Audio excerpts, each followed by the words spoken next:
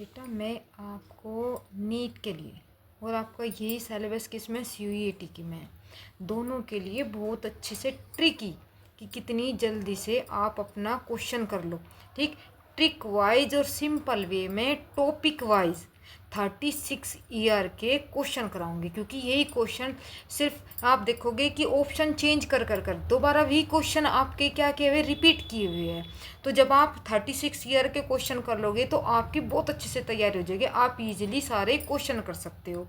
सिर्फ formula base और कुछ क्वेश्चन तो ऐसे ही देखो और आंसर करो फटाफट।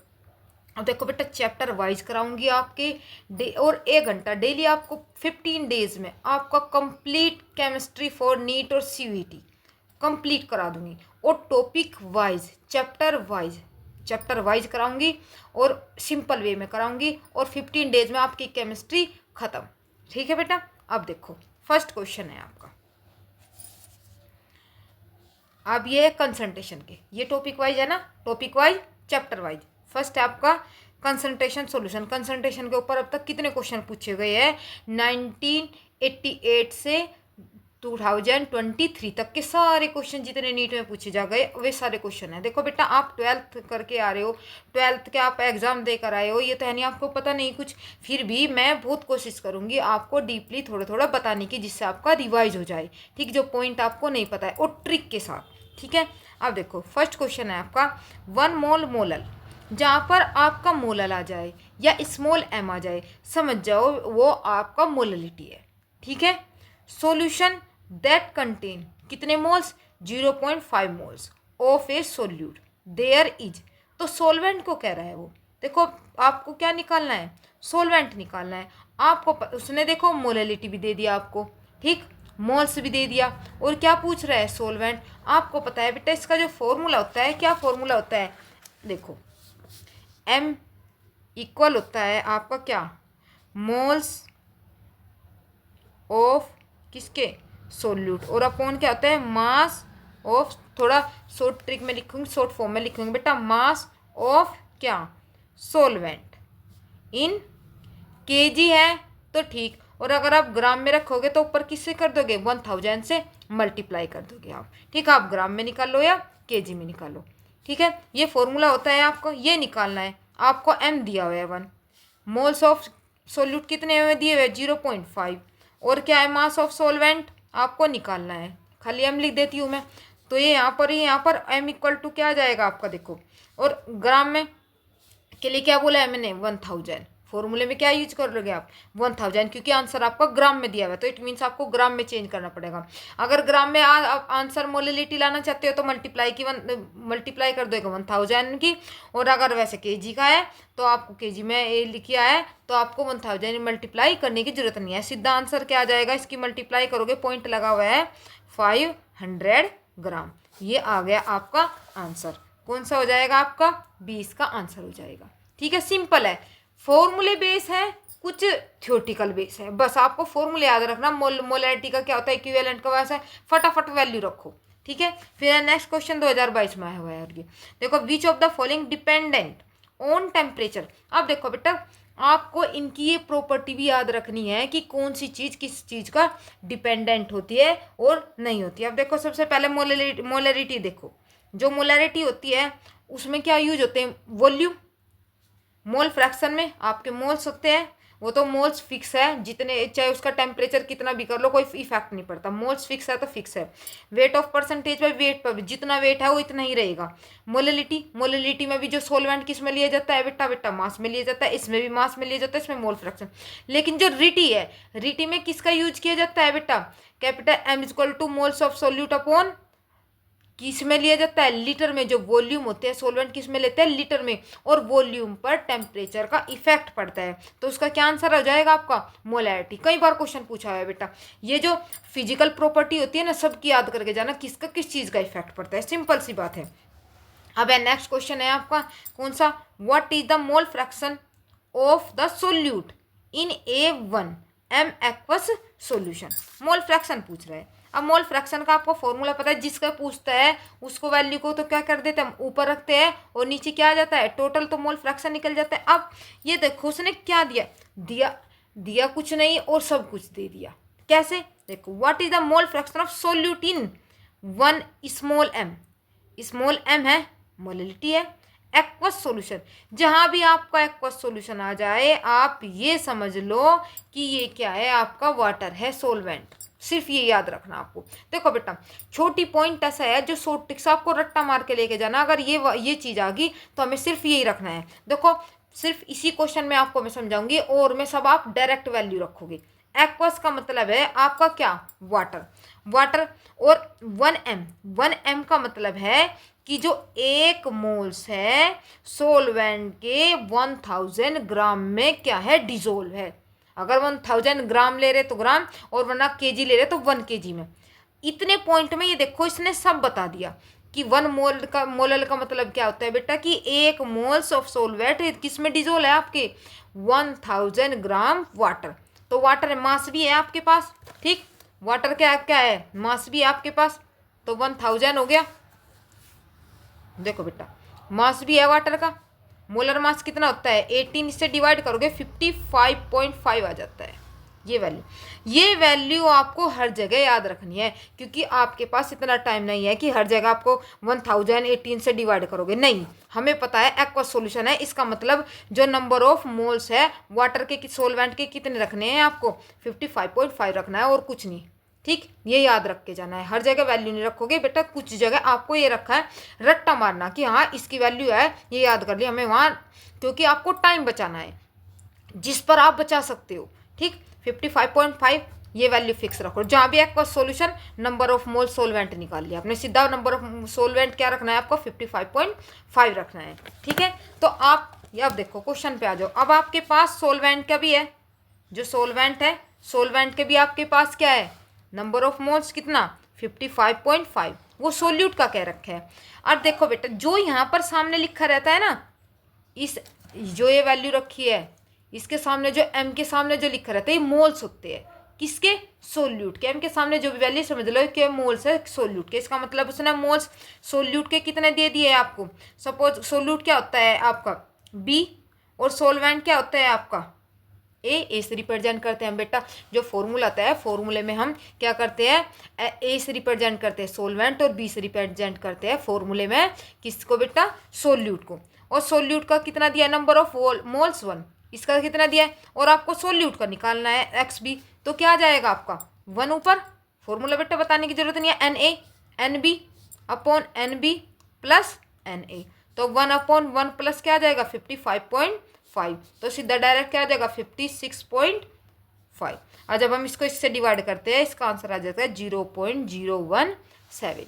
देखो 1/55.5 इससे डिवाइड करके आपका जो आंसर क्या हो जाएगा 56.55, और इसका क्या आ जाएगा 0.17, ये आ जाएगा। देखो बेटा और यही इसका कौन सा आंसर है, कौन सा आंसर हो जाएगा, ये वाला सी आंसर। आगे बात समझ, देखो बेटा थोड़ी सी चीज दी, जहाँ भी एक लाइन का इस तरह का क्वेश्चन है ये समझ लो आपको जो एक्वस सॉल्यूशन है क्या रखना, वहाँ पे बार बार नहीं निकालना है, 55.5 रखना है। इसका मतलब एन ए आपका 55.5 है, और 1 ये दे दिया। सिर्फ आधी मिनट में करके 30 सेकेंड में क्वेश्चन करके टिक करके आगे बढ़ो, ठीक है। फिर है नेक्स्ट क्वेश्चन, देखो नेक्स्ट क्या है आपका,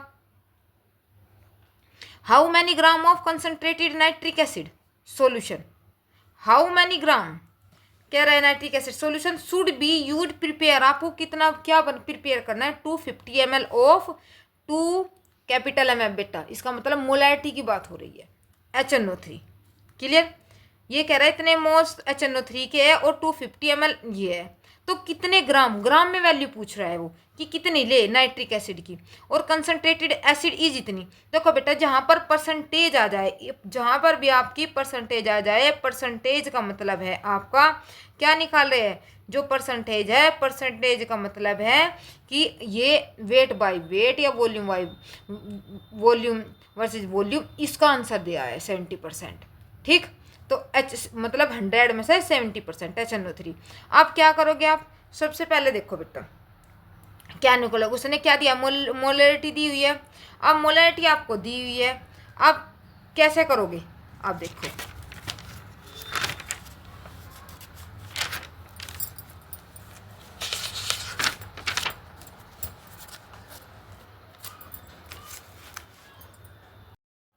देखो इसमें क्या दिया हुआ है, सबसे मोल्स HNO3 के मोल्स दिए हुए हैं, वॉल्यूम दी हुई है आपको, ठीक। क्या चाहिए, हाउ मैनी ग्राम कंसनट्रेटेड, 70% में पूछ रहा है। तो सबसे पहले बेटा हमें 100% में निकालना पड़ेगा और फिर उसका क्या निकाल लेंगे, 70% निकाल लेंगे।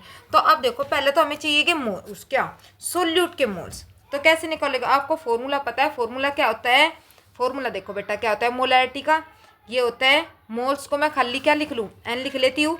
मास ऑफ सोलवेंट कितना दिया हुआ है बेटा, 250 दिया हुआ है मास सोलवेंट, और ऊपर ग्राम में तो 1000 में ले लेते हैं, हो गया। मोलैरिटी कितनी दी हुई है 2, एन आपको निकालना है, ठीक। और 250 आपकी वैल्यू है ये।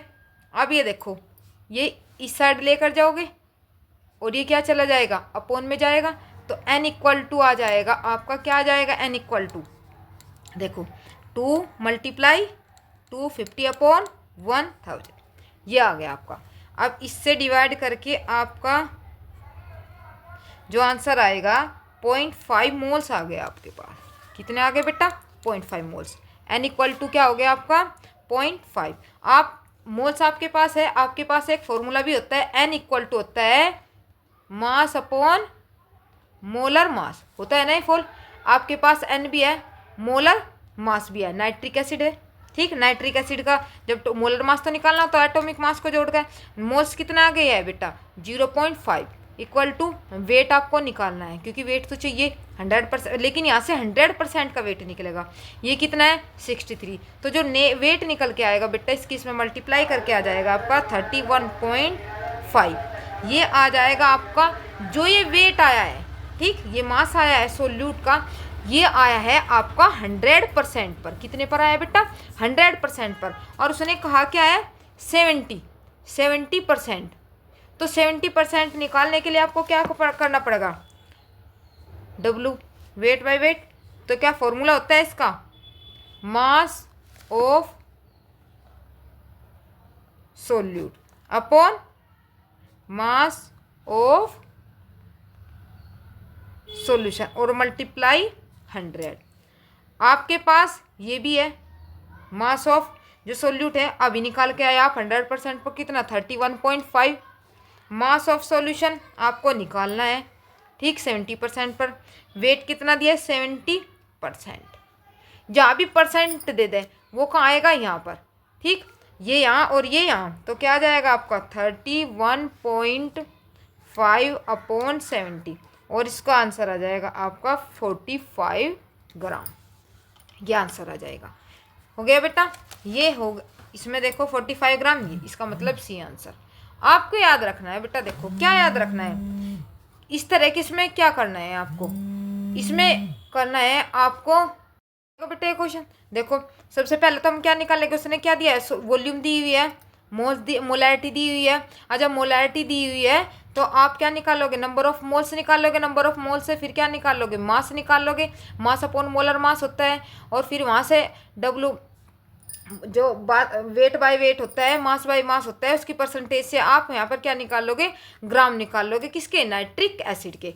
फिर है नेक्स्ट क्वेश्चन है आपका, which of the following compound was can be use anti freeze automobile radiator. देखो बेटा एंटी फ्रीज क्या होते हैं, जो किसी को जमने से रोकते हैं। जैसे अगर आप बहुत ज़्यादा ठंडी जगह जा रहे हैं जहाँ पर बर्फ़ पड़ रहा है, कि जिससे जो आपके ऑटोमोबाइल्स है उसके अंदर जो रेडिएटर है उसके अंदर बर्फ़ न जम जाए, जो ऑयल वगैरह जो भी आप यूज कर रहे हो वो न जम जाए, उसे रोकने के लिए, जमने से किसी भी चीज़ को फ्रीज होने से रोकने के लिए उसे बोलते हैं हम एंटी फ्रीज। तो देखो बेटा इसमें से इथाइल एल्कोहल, जो इथाइल एल्कोहल है आपका, मिथाइल एल्कोहल है, ग्लाइकोल है, नाइट्रिक फिनोल है। अब देखो बेटा जो आपका इथाइलिन ग्लाइकोल होता है, जो इथाइलिन आपका ये होता है, ये क्या काम करता है, उसे क्या करता है, इसे इथेन 1,2 डाइओल भी बोल सकते हैं। अब ये क्या करता है, ठंडा होने से बचाता है, जमने से बचाता है, ठीक। ये सिर्फ आपको, ये तो इसके एग्जाम्पल आपको याद करने पड़ेंगे बेटा। फिर है नेक्स्ट आपका concentrated aqueous sulphuric acid 98% H2SO4 by mass कह दिया, ठीक। इसका मतलब जो सॉल्यूशन है 100% है और उसमें जो सोल्यूट है आपका कितना है 98 है, तो दो वैल्यू दे दी इसने एक ही परसेंटेज की फॉर्म में, ठीक है। अब देखो by mass has density, density दी हुई है molarity gram molarity inverse volume of acid required to make 1 litre of 0.10। ये कह रहा कि कितना एसिड रिक्वायर होगा अगर आपको 1 कैपिटल एम है तो इसका मतलब क्या है बेटा, मोलैरिटी है। ठीक है, कैपिटल एम है तो मोलैरिटी है। अब सबसे पहले आप ये देखो उसने दिया क्या हुआ है और आपको करना क्या है। अब देखो बेटा क्या दिया हुआ है, अब यहाँ पर देखो इसने मास भी दिया हुआ है और सॉल्यूशन भी दिया हुआ है किसका, देखो बेटा वेट ऑफ H2SO4 कितना दिया हुआ है 98 ग्राम। ठीक, सॉल्यूशन कितना दिया हुआ है बेटा 100 ग्राम। और डेंसिटी हेल्प से क्या निकाल लोगे आप, डेंसिटी इक्वल क्या होती है मास ऑफ सॉल्यूशन अपॉन क्या होता है बेटा वॉल्यूम ऑफ सॉल्यूशन। वी लिख दिया, शॉर्ट फॉर्म में लिख दिया क्योंकि आप इतना ज़्यादा टाइम नहीं लगाएंगे, इतना पता है मास ऑफ सॉल्यूशन। अब देखो बेटा आपको क्या दिया हुआ है, डेंसिटी दी हुई है 1.8, 1.8 दिया हुआ है। अब आपको मास सॉल्यूशन भी दिया हुआ है कितना 100 दिया हुआ है। देखो ये हो जाएगा कितना दिया हुआ है मास ऑफ सॉल्यूशन 100 दिया हुआ है। तो क्या आ जाएगा बेटा आपको यहाँ से, आपको निकालना क्या है वॉल्यूम निकालना है। तो क्या आ जाएगा 100 अपॉन 1.8, डेंसिटी दी हुई है। तो आप यहाँ से क्या करोगे 100 है आपका, अच्छा भी दिख नहीं रहा है, ये हो गया क्योंकि आपके पास मास तो दिया हुआ है कितना 100। ये भी यहाँ पर पहुँच जाएगा अपॉन में था, ये यहाँ और डेंसिटी यहाँ पर क्या आ जाएगा, पॉइंट हटाओगे आप यहाँ से, पॉइंट हटा दे तो क्या हो जाएगी 0 बढ़ जाएगी तो क्या आ जाएगा 1000 अपॉन 80। आप इसे कट करोगे आपका आंसर आ जाएगा, इसे जब डिवाइड करोगे 55.55। ये किस में है ml में, और इसे आप अगर 1000 से क्या कर दो क्या आ जाएगा लीटर में बदलने के लिए आपका क्या आ जाएगा ये 0.055 क्या आ जाएगा लीटर। आपने क्या कर दिया 1000 से इसको डिवाइड कर दिया, हो गया इतना। ये तो निकला है, सिर्फ आपके पास वॉल्यूम आ गया। ठीक, आपको निकालना क्या है, आपको निकालने के लिए कहा है उसने कि कहाँ गया है क्वेश्चन गिरा, उसने कहा है कि volume of acid required to make 1 litre. इसका मतलब वो पूछ रहा है क्या आपको नॉर्मलिटी और वॉल्यूम M1 V1 और M2 V2 लगाना पड़ेगा। उसके लिए आपको क्या चाहिए V चाहिए, V हमारे पास है नहीं तो V तो निकाल लिया आपने इस फॉर्मूले से 55.5 के इससे। फिर आप क्या निकालोगे मोलैरिटी का फॉर्मूला लगाओगे, capital M equal to number of moles कितने हैं दिए हैं 1 दिए हुए हैं मल्टीप्लाई 1000। वॉल्यूम आप अभी निकाल के लाए हो, कितनी निकाल के लाए 0.055 लीटर आपने अभी वॉल्यूम निकाली है। ये निकालने के बाद आपको यहाँ से जो सोल्यूशन आंसर आएगा आपका आ जाएगा 18.02। जैसे सोल्व करोगे बेटा इसका आ जाएगा आपका 18.02। अब ये तो आपके पास हो गया। अब इसके बाद नंबर ऑफ मोल्स तो आपको पता ही है बेटा कहाँ से निकाले, मास अपॉन मोलर मास क्या है, क्या दिया हुआ है उसने H2SO4 दिया हुआ है ना, H2SO4 का क्या होता है मास 98% दिया हुआ है सोल्यूट, और मोलर मास क्या हो गया 98। मास और मोलर मास तो 1, नंबर ऑफ मोल्स आ गए आपके यहाँ से। कभी ये सोचो कहाँ से आ गई, इतना हो गया। ये आ गया आपका M, ये M दे दिया। अब लगाओ formula M1 V1 equal to M2 V2। M1 कितना है आपके पास, अभी आपने निकाला 18.02। वॉल्यूम आपके पास है नहीं, दूसरे की वॉल्यूम कितनी दे रखी है 0 पॉइंट, V2 कितना है 1, तो यहाँ से V निकाल लो। तो V इक्वल टू क्या आ जाएगा 0.1 इंटू 1 अपॉन 18.02। ठीक है, इतना आ गया। तो इससे काट के आ जाएगा आपका बेटा जो आंसर आएगा आपका 5.55, ये आंसर आ जाएगा। ये कौन सा है आपका सी इसका आंसर होगा।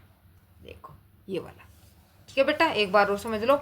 उसने क्या दिया था, परसेंटेज में कोई भी दिया हुआ है, परसेंटेज का मतलब है ये समझ लो जो परसेंटेज में वैल्यू है वो तो है सोल्यूट, और जो 100% लगा है वो क्या हो गया सॉल्यूशन। डेंसिटी दी हुई है तो वॉल्यूम निकाल लो, वॉल्यूम निकाल लोगे फिर, वॉल्यूम निकालने के बाद क्या करोगे आप, मोलैरिटी में वैल्यू रख दोगे, एम निकालोगे, क्योंकि आपको कहीं भी इस तरह का परसेंटेज की दे रखी है और ये पूछ ले कि इतनी परसेंटेज का हमें इतने एक मोलैरिटी निकालनी है, नॉर्मेलिटी निकालनी है, आपको M1V1 और M2V2 फॉर्मूला निकाल, आपने V निकाल लिया, M निकाल लोगे आप मोलैरिटी, फॉर्मूला लगाकर नंबर ऑफ मोल्स कहाँ से निकालोगे, मास अपॉन मोलर मास, मास कितना दिया H2SO4 का 90%, 98% था तो 98, मोलर मास होता है 98, 1 आ गया, इससे डिवाइड कर दोगे, डिवाइड करने के बाद ये आ जाएगा, फिर फॉर्मूला लगाएंगे हम M1V1। जहाँ भी ऐसे पूछ ले कि कैसे प्रिपेयर करें, वॉल्यूम ऑफ आपका एसिड रिक्वायर्ड मेक 1 लीटर, मतलब ये रिक्वायर इस तरह प्रिपरेशन करने के लिए फॉर्मूला यूज करें,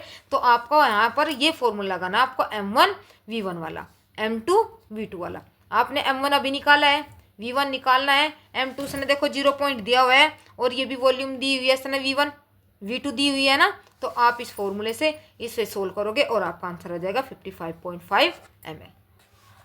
ठीक है बेटा, फिर है next question 7, the mole fraction of solute in 1 molal.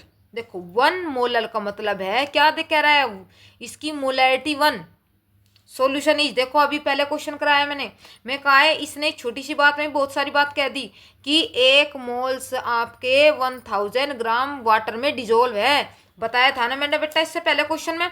ठीक, तो कुछ नहीं करना, मैंने बताया था जहाँ भी ये चीज दी हुई है एक्वस आ जाए, एक्वस का मतलब आपके पास सोलवेंट है, कितना है NB, कितना 55 Na 55.5 और 1 मोल कह रहा है, किसका कह रहा है, सोल्यूट का कह रहा है, तो N1 मोल कह रहा है 1, तो क्या हो जाएगा 55.55 प्लस 1 अपॉन 56.55, जब इससे डिवाइड करोगे आपका आ जाएगा आंसर 1.0177 आता है बेटा, इसे डिवाइड करके क्या आता है 1.77। तो इसे एक आगे बढ़ाकर सिर्फ ऑप्शन चेंज किया हुआ है, 7 की जगह 8 किया हुआ है, वरना रिपीटेड क्वेश्चन है आपका, रिपीटेड क्वेश्चन है आपका। ये देखो ये क्वेश्चन 15 में आ रहा हुआ है, 2011 में आया हुआ है, फिर ये किसका है और 2005 में, सिर्फ थोड़ा सा चेंज कर दिया बेटा। इस तरह का क्वेश्चन में मैंने बताया टाइम बिल्कुल नहीं लगाना है। 1 मोलर एक्वस सॉल्यूशन है, एक्वस सॉल्यूशन इसका मतलब आपको एन ने क्या रखना है 55 रखना है, 55.5 रखना है और एकदम फटाफट कर देना है। ठीक है, अब नेक्स्ट है ये देखो बेटा 8 क्वेश्चन, इसे देखो 2.5 लीटर ऑफ 1 m, भाई मोलैरिटी दे दी कैपिटल है, मोलैरिटी NaOH की, solution is mixed with another 3 litre, 1 litre तो इतने ये दे दिया, इतने में इतना मिला है, फिर मिक्स कर दे दूसरे में 3 लीटर, 2 वॉल्यूम दी हुई है, ऑफ मोलैरिटी भी 2 दी हुई है, NaOH solution, then find out molarity of resultant solution. अब ये कह रहा है कि अब इसके मोलैरिटी बताओ, ठीक है, इकट्ठी इसकी मोलैरिटी कर दो। अब कैसे करोगे, किस तरह, बहुत सिंपल क्वेश्चन है, कैसे यूज करोगे अब देखो बेटा, किस तरह हम इस क्वेश्चन को निकाल देंगे। आपको पता है मोल्स, फॉर्मूला लगाओ, मोलैरिटी का मोल्स अपॉन याद हो गया हो बेटा, capital M equal two moles of weight of solution या मास ऑफ सॉल्यूशन, लीटर में देखो लीटी है, लीटी का मतलब ग्राम में, और रीटी लीटर में भी आर आता है लीटर, और मोलैरिटी में भी RTR आता है, तो इससे याद रखनो कि मोलैरिटी में आप लोगे लीटर में, ठीक है, और उसको होता है ग्राम में। अब देखो बेटा उसने क्या क्या दिया हुआ है आपको, मोल्स दिए हुए हैं, NaOH 1, कितनी वॉल्यूम दी हुई है आपकी 2.5, लगा दो सीधा फॉर्मूला, मास मोल्स कितने हैं बेटा 1 कह रहा है वो, और वॉल्यूम मोलैरिटी कितनी दी हुई है 1, और मोल्स आप निकाल लोगे, और कितने वॉल्यूम कितनी दी हुई है 2.5 है, तो इधर इसकी मल्टीप्लाई कर दोगे तो n कितना आ जाएगा 2.5, एक का आ गया, दूसरे का निकाल लो जिसमें मोलैरिटी कितनी दी हुई है बेटा, जो मोलैरिटी है देखो मोलैरिटी कितनी दी हुई है दूसरे में 0.5 इक्वल n निकाल लो n2, कितना हो जाएगा इसका, वॉल्यूम कितनी दी हुई है इसकी देखो भाई 3, तो n2 इक्वल क्या हो जाएगा आपका, n2 इक्वल हो जाएगा 0.5 इंटू 3, तो कितना आ जाएगा बेटा 2.5 है बेटा, देखो एक में 2.5 हो गया आपका और दूसरे का 1, ये हो गया, इतना हो गया। अब आपके पास मोल्स आ गए आपके N1 के भी और N2 दोनों के आ गए दोनों उसमें। अब देखो, अब आपको अब टोटल कर लोगे आप इसको, कितने हो गए टोटल इकट्ठे जो वॉल्यूम है 2.5 प्लस कितने हैं 3, जो टोटल ये निकल के आई है आपकी ये कितना आ जाएगा, एक तो आई 1.5 और दूसरा कितना है बेटा 2.5, इन दोनों को टोटल मोल्स कितने हो गए हमारे 4 है। अब टोटल मोल्स आपके पास 4 है। अब पूछ क्या रहा है बेटा, वो उसने पूछा है find the out total resultant molarity पूछ रहा है। तो टोटल मोलैरिटी के लिए आप क्या कर दोगे, वॉल्यूम उसको मोलैरिटी इक्वल टू मोल्स कितने आ गए हैं टोटल 4, फॉर्मूला पुट कर दो। टोटल वॉल्यूम कितनी है बेटा 2.5 और 3 कितनी होगी, डायरेक्ट लिख दो 55.5 और ये आंसर आ जाएगा आपका 0.73। बस अब देखो बेटा एक बार और रिवाइज सा करा देती हूँ मैं फटाफट। उसने दिया था अलग अलग उसने वो दिया हुआ है। अब देखो जो 8 क्वेश्चन है अलग अलग वैल्यू वो दिया है वॉल्यूम की 2.5 पर इतना और इस पर इतना, मोलैरिटी भी अलग अलग दी है, दोनों की मोलैरिटी है और आपके पास वॉल्यूम है। क्या निकाल लोगे, नंबर ऑफ मोल्स निकाल लोगे, फिर दोनों के नंबर ऑफ मोल्स को क्या कर दोगे ऐड कर दोगे और दोनों के ही वॉल्यूम को क्या कर दो ऐड कर दोगे और सीधा आप क्या निकाल लोगे कैपिटल एम निकाल लोगे। नंबर ऑफ मोल्स अपॉन क्या हो जाएगा टोटल क्या सॉल्यूशन की वॉल्यूम, तो 4 मोल्स आ गए आपके, टोटल सॉल्यूशन 5.5 आ गया, आपकी मोलैरिटी निकल जाएगी। ठीक है बेटा, अगर इस तरह अलग अलग दिया हुआ है और टोटल वॉल्यूम मोलैरिटी पूछ रहा है तो पहले दोनों के मोल्स निकाल लो, मोल्स निकाल कर दोनों को ऐड कर दो, ऐड करने के बाद दोनों की वॉल्यूम को ऐड कर दो और फिर सीधा फॉर्मूला दोबारा मोलैरिटी वाला फॉर्मूला लगा दो।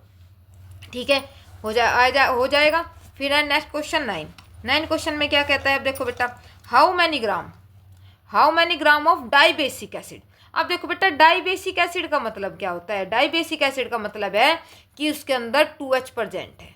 मोनोबेसिक का मतलब एक, जैसे कि H2SO4 है। देखो बेटा डाइबेसिक का मतलब 2 एसिड, H2SO4 है, जब हम इसे आयनाइज करेंगे तो 2H प्लस निकलेगा, SO4 2 नेगेटिव, इसका मतलब ये डाइबेसिक है। क्लियर बात, अब इतना हो गया। अब ये करने के बाद should be present in 100 ml of the aqueous solution. तो टू गिव स्ट्रेंथ क्या दे रखा है, स्ट्रेंथ ऑफ 0.10, नॉर्मलिटी दी हुई है। देखो अब जो नॉर्मलिटी होती है, नॉर्मलिटी में बेटा आपका क्या होता है, नॉर्मलिटी में निकालते हैं इक्विवेलेंट में चाहिएगा आपको।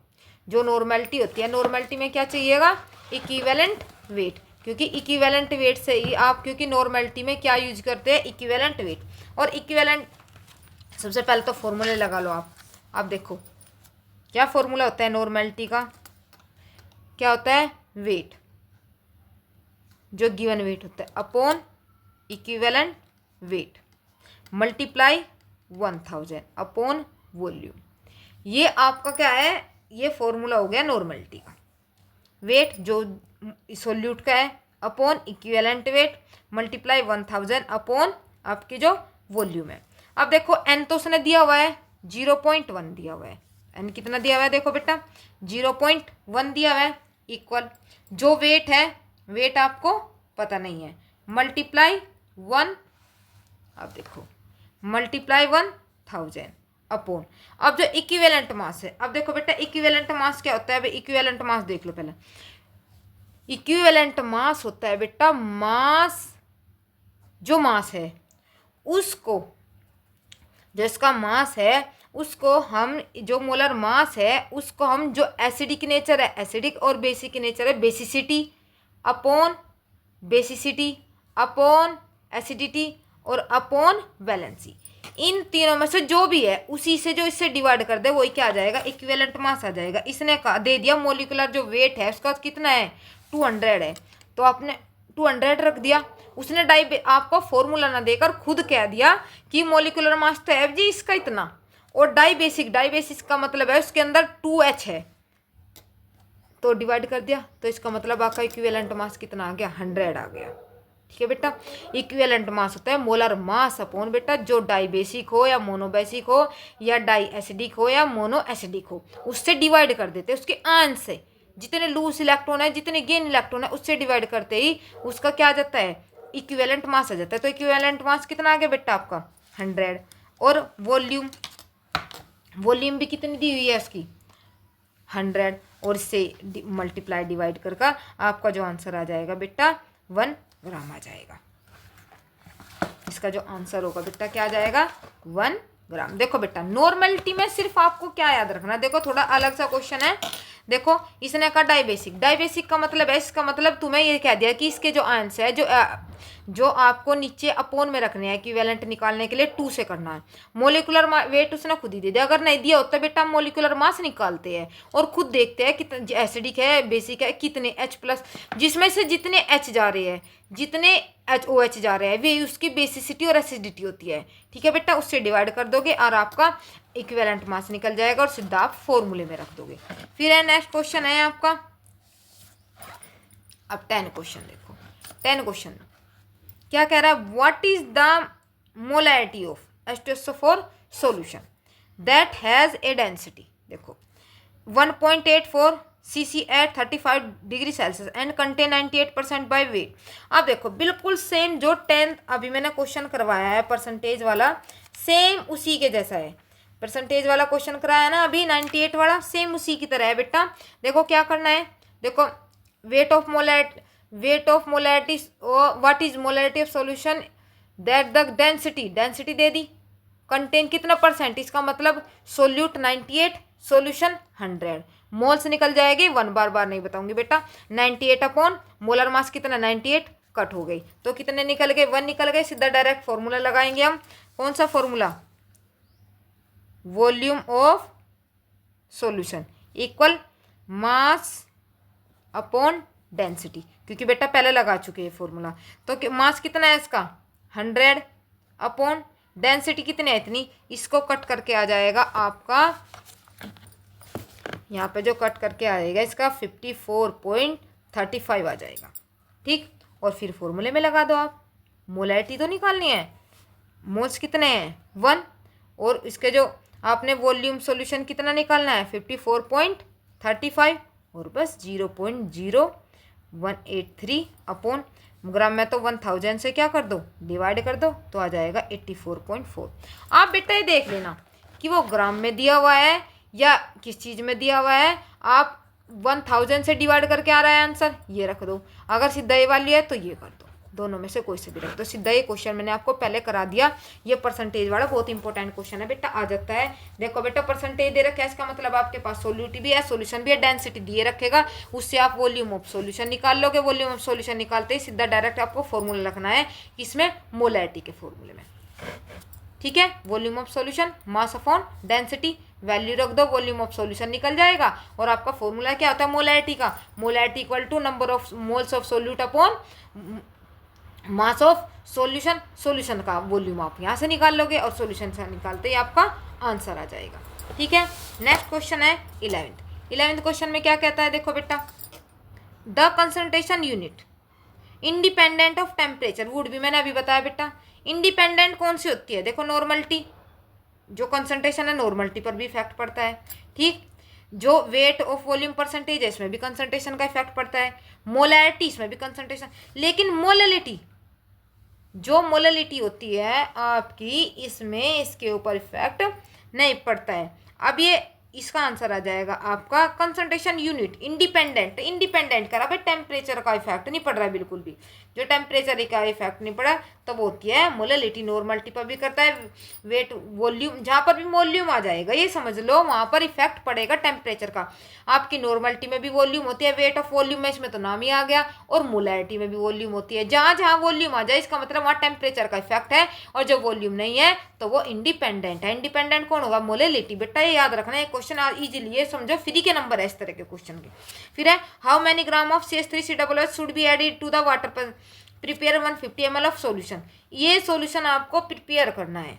ठीक, अब ये सॉल्यूशन आपको प्रिपेयर करना है भाई, कौन से पे आ गया आप 12 क्वेश्चन। अब इसे देखो,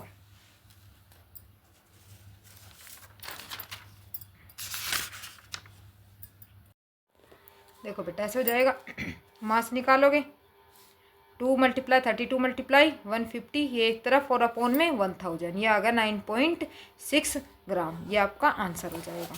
ये आपका कौन सा था, 12 था, 9.6। ठीक है बेटा। फिर है नेक्स्ट क्वेश्चन देखो 13 में क्या पूछा है, the correct option for the value of vapour pressure of a solution at 45 degree Celsius benzene to octane molar ratio. देखो बेटा सिंपल सी बात, एक चीज़ का हमेशा ध्यान रखो, सिर्फ फर्स्ट इशिश में बताऊंगी, फिर सारों में करके नहीं बताऊंगी, आपको खुद ही ख्याल रखना है। जहाँ भी 3:2 जहाँ भी रेशियो का पॉइंट आ जाए, ठीक है, क्या दे दे, मोलरिटी का रेशियो दे दिया, इसका मतलब ये मोल्स है। ठीक, मोल्स है तो आपको क्या कहेगा वो, आपको मोल फ्रैक्शन जरूर चाहिएगा। और मोल फ्रैक्शन के लिए याद रखना, बार बार निकाल कर नहीं देखोगे, अपॉन में तो दोनों के टोटल 5 हो गया, दोनों के अपॉन में क्या हो जाएगा, टोटल 5। तो एक बार 3/5, एक बार 2/5, एक बार किसका रेशियो हो गया, बेंजीन का, 2/5 किसका, बेंजीन वो हो गया ऑक्टेन का। ये क्या निकल जाएगा, कि नंबर ऑफ मोल्स। इसमें निकाल कर दिखा रही हूँ, शॉर्ट ट्रिक यूज करना है, वो नहीं। देखो इसने दिया मोल्स का, इसका मतलब 3 मोल्स तो किसके है बेटा, बेंजीन के, एंड 3 मोल्स किसके होते हैं, 3 मोल्स किसके कह रहा है, ये मोलरिटी किसके, मोल्स के, 3 मोल्स बेंजीन, बी लिख देती हूँ। फिर एन ऑक्टेन कितना का है, 2। तो आपको निकालना है मोल फ्रैक्शन चाहिएगा। आपको मोल फ्रैक्शन निकालने के लिए आप क्या करोगे, एक बार ये वाला ऊपर, एक बार बी ऊपर, एक बार बेंजीन है तो B4 ऑक्टेन ऊपर। ठीक, जब मोल फ्रैक्शन निकालोगे तो क्या आ जाएगा, दोनों का टोटल नीचे, क्योंकि एन ए अपॉन पूरा बताने की जरूरत नहीं है, N A plus N B, मतलब कि बेंजीन प्लस ऑक्टेन अपॉन 5। ऐसे ही ऑक्टेन का क्या आ जाएगा, 3/5। ये 2 वैल्यू आ जाएगी आपकी। ये क्या निकल गया, नंबर ऑफ मोल्स निकल गए दोनों के, मोल फ्रैक्शन निकल गए दोनों के। ठीक है, इतना क्लियर। मोल फ्रैक्शन तो आपके पास हो गए। जहाँ भी रेशियो आ जाए समझो इन दोनों का टोटल अपॉन करके 3/5 2/5 मोल फ्रैक्शन निकालने की जरूरत नहीं है, सीधा ऐसे निकालना है आपको मोल फ्रैक्शन शॉर्ट ट्रिक से। इतना हो गया। अब क्या कहता है वो, 45 आपके पास मोल फ्रैक्शन निकल गया है। See vapour pressure of benzene is 280। देखो वेपर प्रेशर ऑफ बेंजीन दे दिया, mmHg प्रेशर दिया हुआ है, ऑक्टेन का प्रेशर दे दिया है। अब क्या पूछ रहा है वो, अब पूछता है, क्या पूछा है उसने, the correct option for the value for vapour pressure of solution. इसका मतलब वो सॉल्यूशन पूछ रहा है, वेपर प्रेशर किसका पूछ रहा है, सॉल्यूशन का पूछ रहा है। तो क्या फॉर्मूला होता है बेटा, याद, अगर मोल फ्रैक्शन चाहिए तो आपको, जहाँ भी वेपर प्रेशर वाली बात आ जाए तो इसका मतलब आपको मोल फ्रैक्शन निकालना है ही, जहाँ प्रेशर आ जाए। और मैंने आपको डायरेक्ट, अगर रेशियो का है डायरेक्ट मैंने बता दिया है कैसे मोल फ्रैक्शन निकालना है, यूज नहीं करना है फॉर्मूला का सीधा। तो फिर सिर्फ सीधे क्या करो, पी टोटल का क्या हो जाएगा, according to Raoult law, P benzene, B लिख दो खाली, ठीक है, इनटू क्या, एक्स मोल फ्रैक्शन बेंजीन, फिर बीच में प्लस होता P octane into x mole fraction octane. Value रख दो बेटा, डायरेक्ट वैल्यू रखो, कितना है 280 इंटू 3 मोल फ्रैक्शन निकाला आपने, 420 इंटू 2/5 मोल फ्रैक्शन निकाला, दोनों की वैल्यू आ जाएगी 168 + 168, आपका जो आंसर आ जाएगा 336 आ जाएगा। ये इसका आंसर हो जाएगा। देखो कहाँ है 336, डी आपका आंसर हो जाएगा। ठीक है बेटा, हो जाएगा। अगर रेशियो में क्वेश्चन दिया हुआ है बेटा, देखो दोबारा बता रही हूँ, रेशियो में क्वेश्चन दिया हुआ है, दोनों का टोटल करो अपॉन 3/5 2/5, डायरेक्ट मोल फ्रैक्शन निकालो और सीधा राउल्ट ला के, जहाँ भी आपका टोटल वेपर प्रेशर पूछ रहा है आपका सीधा वैल्यू रख दो, पुट कर दो टोटल राउल्ट ला में। हो गया इतना। फिर नेक्स्ट है 14 question, in water saturated air the mole fraction of water vapour, इतना मोल फ्रैक्शन वाटर। देखो बेटा क्या कह रहा है, किसका मोल फ्रैक्शन दे दिया, वेपर का, ठीक, इतना है। If the total pressure of saturated air, इतना है। देखो टोटल प्रेशर भी दे दिया है आपको और मोल फ्रैक्शन भी दिया हुआ है। तो क्या पूछ रहा है, partial pressure of dry air पूछ रहा है। ड्राई एयर मतलब कि अगर उसमें से वाटर वेपर निकाल दो आप, ठीक, पहले तो आपको टोटल निकालना पड़ेगा, फिर उसमें से क्या कर दोगे, ड्राई एयर को क्या निकाल दोगे, इसमें से बाहर निकाल दोगे। क्वेश्चन 14 है। अब देखो बेटा कैसे करोगे आप इसमें, क्वेश्चन 14 में क्या दिया हुआ है, क्या क्या दिया हुआ है, पहले ही देखो। उसने वाटर वेपर दिया हुआ है और टोटल प्रेशर दिया हुआ है। आपको पता है P water vapour equal to formula हो गया जाई water vapour into mole fraction उसका, और P total according to Raoult, ये ये क्या किसके अकॉर्डिंग है बेटा, जहाँ भी वेपर प्रेशर आ जाए अकॉर्डिंग टू राउल्ट लॉ क्या आ जाता है, एक्स वाटर कितना दिया हुआ है, देखो 0 मोल फ्रैक्शन 0.2 दिया है, इनटू टोटल पी टोटल कितना दिया है 1.2, तो क्या आ जाएगा आपका निकल के यहाँ पर 0.024 ATM। ये तो आ गया आपका वेपर प्रेशर, सही, टोटल वेपर प्रेशर आ गया। उसने कहा लेकिन ड्राई का, ये किसका निकल के आ गया, x water into P total 0.02 into 1.2। पहले तो आप क्या निकालोगे, वाटर वेपर का प्रेशर निकालोगे। वाटर वेपर का प्रेशर निकालने के बाद आपके पास वाटर प्रेशर हो गया। अब क्या फॉर्मूला लगा दोगे बेटा, P total equal P, short form में लिख देती हूँ बेटा, water pressure into P dry air, क्योंकि टोटल प्रेशर में आपका वाटर वेपर प्रेशर भी होगा और ड्राई एयर भी होगी, दोनों होगी, दोनों का मिक्सअप। और आपके पास किसकी वैल्यू है, आपने अभी जो निकाल लिया वाटर प्रेशर की वैल्यू निकाल लिया, और आपके पास पी टोटल भी है 1.2 इक्वल 0.024 और प्लस पी ड्राई एयर, तो क्या हो जाएगा बेटा। अब इसे क्या करोगे, ये हो गया ड्राई एयर क्योंकि प्लस है ना, तो इसे उधर लेकर जाओगे तो क्या आ जाएगा, D P dry, simple short form में लिख देती हूँ, क्या आ जाएगा आपका 1.2 माइनस 0.024 और से इसमें से माइनस करके आ जाएगा आपका 1.176 ATM।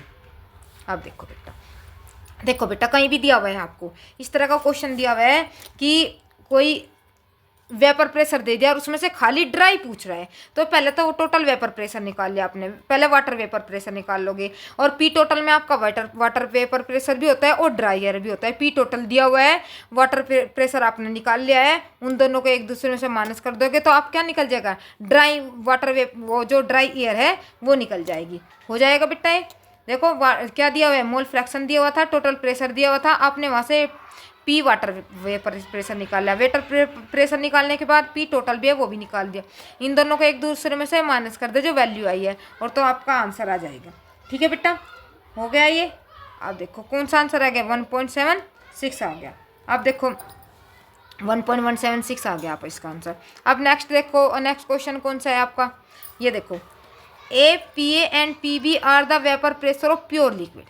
ठीक, कंपोनेंट जो आपका वेपर, जो कोई कंपोनेंट ए और बी है उसके वेपर प्रेशर बेटा ये है। ठीक है, respectively of an ideal binary solution, binary solution मतलब जिसमें दो ही हो, एक सोलेंट एक solute. If x represent the mole fraction of A, क्या mole fraction of A component A and the total pressure of a solute, इनका relation पूछ रहा है टोटल वेपर प्रेशर।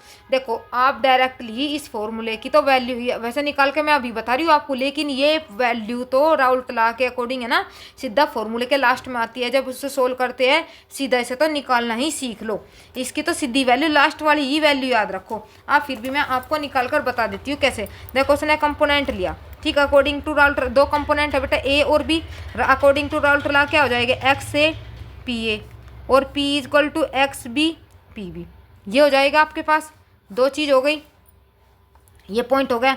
अब इसके बाद क्या करोगे आप, बाइनरी सॉल्यूशन के लिए क्या होता है बेटा, एक्स बी प्लस एक्स ए इक्वल किसके हो जाएगा आपका, एक्स वन के, यहाँ से एक की वैल्यू निकाल लो, एक्स बी की वैल्यू निकाल के लिए आओ, क्या आ जाएगा 1 माइनस एक्स ए।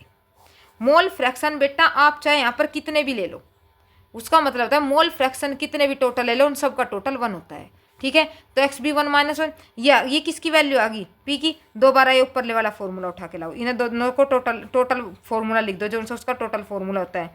क्या फॉर्मूला होता है, P equal to X A P A plus X B P B. अब यहाँ क्या वैल्यू रख दो आप, ये होता है एक्स बी की वैल्यू रख दो, एक्स बी की वैल्यू निकाली है ना आपने, ये एक्स बी की वैल्यू रख दो यहाँ पर, और ये पूरा का पूरा लिखो, X A P A plus X B की वैल्यू क्या लेकर आए, माइनस एक्स ए, इतना हो गया, ये वैल्यू रख दी। अब साथ में कौन है, पी बी, इस पी बी के अंदर क्या कर दो, मल्टीप्लाई, मल्टीप्लाई करने के बाद X A P A plus P B minus X A, हो गया इतना, और इसके साथ पी बी भी है ना, इसकी मल्टीप्लाई एक बार इसके साथ एक बार इसके साथ हो गई। अब ये होने के बाद देखो बेटा जो पी बी है,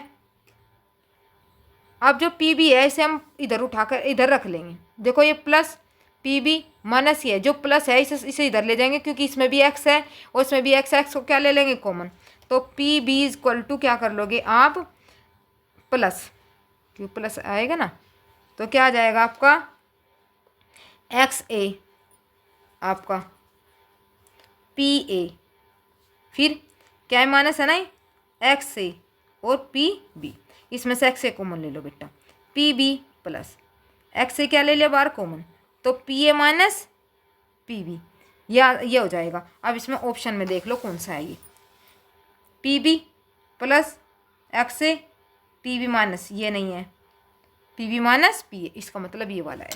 ठीक है, ऐसे करना है आपको ये। हाँ, इतना टाइम नहीं है आपके पास, ये सोल्व करके देखोगे क्योंकि ये तो बेटा अकॉर्डिंग राउल टला ने कहा था कि जितने भी आप मोल फ्रैक्शन लेते हो उनका टोटल सबका 1 होता है। तो ऐसे ही इसके उसमें सोल्व करके आता है। तो ये तो आप रट्टा मार लो, डायरेक्ट कुछ भी पूछता है ये फॉर्मूला पे टिक कर देना है। ठीक है, फिर है नेक्स्ट क्वेश्चन आपका। नेक्स्ट क्वेश्चन देखो बेटा, vapour pressure of chloroform and dichloromethane is इतना, क्लोरोफॉर्म इतना, इन दोनों के वेपर प्रेशर दे दिया है। ठीक है, अच्छा vapour pressure of solution obtain mixing, देखो वेपर प्रेशर सॉल्यूशन का दे दिया, इसका मतलब दोनों को मिक्सअप कर देगी, तो है अलग अलग, ये मिक्सअप कर दिया। CH3 4, इसका तो मिक्सिंग 2.3 ये इतना है, और ये कितने ग्राम है, CH2Cl सेम टेम्परेचर क्या है बेटा, सेम है। तो क्या कहता है फिर वो, टेम्परेचर क्या दिया है, सेम है, तो क्या कहता है मोलर मास इसका इतना है, एंड मोलिकुलर मास किसका, दोनों के आपको मोलिकुलर मास भी दिया हुआ है। अब देखो दोनों के बेटा मोलिकुलर मास भी दिए हुए हैं आपको, और सब चीज़ दी हुई है। अब क्या करोगे, देखो क्या कह रहा है वो, उसने क्या कहा है, क्या पूछ रहा है। अब देखो बेटा क्या कह रहा है, वो कह रहा है कि वेपर प्रेशर ऑफ क्लोरोफॉर्म, ये the solution obtain by mixing and ये सेम टेम्परेचर। अब देखो बेटा निकालेंगे हम, अब कैसे निकालेंगे, उसने वैल्यू दी हुई है, क्या क्या दिया हुआ है, अब देखो क्या क्या उसने वैल्यू दी हुई है।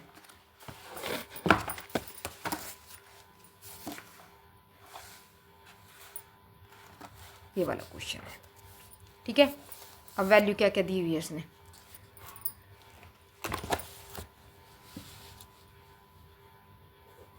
देखो बेटा पी नोट कितना दिया है, CHCl3, पी नोट कितना दिया हुआ है, CHCl3 दिया हुआ है आपका 200, और पी नोट CH2Cl2 दिया हुआ है आपका, कितना दिया हुआ है 200, तो इसका दिया हुआ है, और दूसरे का दिया हुआ है आपका 41.5, ये दे दिया आपको। मोल्स निकालने आपको आते हैं, मोल्स क्या होता है, मास अपॉन मोलर मास, मास आपके पास है कितना है 25.5, और मोलर मास सबके दे दिए इसने 1.9, तो क्या निकल जाएगा 0.213। ये तो निकल गया आपका CHCl3 का, क्या निकल जाएगा मास अपॉन मोलर मास 25.5 19.5, ये निकल जाएगा किसका, आपका मोलर मास किसका निकला है, ये CHCl3 का। ऐसे ही आप किसका निकाल लोगे, पी नोट CH2Cl2 का, मोलर मास अपॉन मास, उसका मास कितना दिया हुआ है, देखो बेटा मोलर मास अपॉन 40/85, तो ये आ जाएगा 0.470। एक का तो क्या प्रेशर आ गया बेटा इतना, आपका जो मोल्स है एक के तो कितने आ गए आपके ये, और दूसरे के क्या आ गए इतने, दोनों के आपके पास मोल्स है। और अब क्या निकालना है, अब मोल्स निकालना है, अब टोटल मोल, आप ये नंबर ऑफ मोल्स आ गया, अब निकालोगे आप मोल फ्रैक्शन, मास अपॉन मोलर मास से तो निकाल लिया आपने बेटा नंबर ऑफ मोल्स, अब निकाल लें मोल फ्रैक्शन। सबसे पहले क्या इसका निकाल दो, CH2Cl2 का निकाल लो। चलो CH2Cl2 के लिए उसका CH2Cl2 की वैल्यू क्या हो जाएगी, ऊपर यहाँ पर आ जाएगी।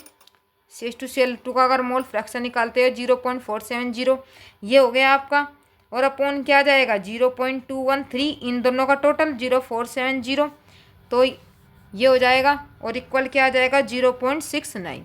यहाँ से तो मोल फ्रैक्शन आ गया है किसका 0.69। अब निकाल लो दूसरे का, क्या है क्लोरोफॉर्म का, क्लोरोफॉर्म के लिए क्या आ जाएगा 0.213, ये ऊपर, और ये टोटल सेम, जो टोटल है इसका सेम नीचे, 0.213 प्लस 0.470, इसका आंसर आ जाएगा आपका 0.31। इसके मोल फ्रैक्शन इतने, इसके मोल फ्रैक्शन इतने। अब आपके पास दोनों के मोल फ्रैक्शन है, तो पी टोटल अपने आप ही निकल जाएगा। मोल फ्रैक्शन दोनों के है तो कौन सा फॉर्मूला लगा दोगे जब दोनों के मोल फ्रैक्शन है। देखो बेटा पी वाला पी टोटल और पी टोटल में कर दो आप सीधा पी CHCl3 एक्स CHCl3 क्या आ जाएगा फिर प्लस पी CH2Cl2 और इंटू एक्स CH2Cl2। अब इनकी वैल्यू रख दो आपके पास, इनकी सब की वैल्यू है 200 मल्टीप्लाई 0.31 प्लस 41.5 इंटू 0.69 ये हो गया। ठीक, इनकी सबकी मल्टीप्लाई करके आपका जो वैल्यू आ जाएगी 90.63 ये आपका आंसर आ जाएगा। क्या आ गया आपको 70 कह रहे थे ना 90.63 इतना आ जाएगा आपका।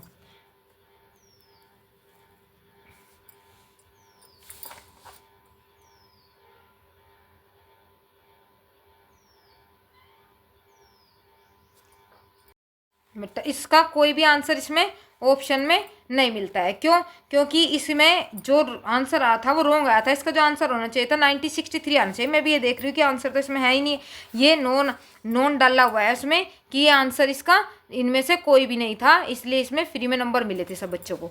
तो फिर नेक्स्ट क्वेश्चन आ जाओ बेटा। नेक्स्ट क्वेश्चन है आपका 17। अब 17 वाले क्वेश्चन पे देखो बेटा, 17 वाले क्वेश्चन में कैसे होगा ए सोल्यूशन 1:4। देखो बेटा फिर वही 1 है रेशियो मोल का, सीधा कर दो 1/5 एक का ये हो जाएगा, 4/5 एक का ही हो जाएगा। मोल फ्रैक्शन डायरेक्ट निकल गए नहीं निकल गए, बस 1/4 एक 1/5 मोल फ्रैक्शन हो गए 4/5। दो के मोल पेंटेन और हेक्सेन दोनों के मोल फ्रैक्शन हो गए आपके पास। अब vapour pressure of the pure hydrocarbon vapour pressure दे दिए दोनों के आपके पास। देखो मोल फ्रैक्शन भी डायरेक्ट निकाल दिया आपने, निकाल दिया ना, और वेपर प्रेशर भी आपके पास। क्या निकाल लोगे? पी टोटल निकाल लोगे, पी टोटल हो जाएगा। अब देखो बेटा, अब देखो डी मोल फ्रैक्शन आपके पास हो ही गए। क्या हो गया? C6H12 का 1/5 C5 एक्स C6H14 का 4/5 ये दो हो गए आपके पास। ठीक, दोनों के मोल फ्रैक्शन है।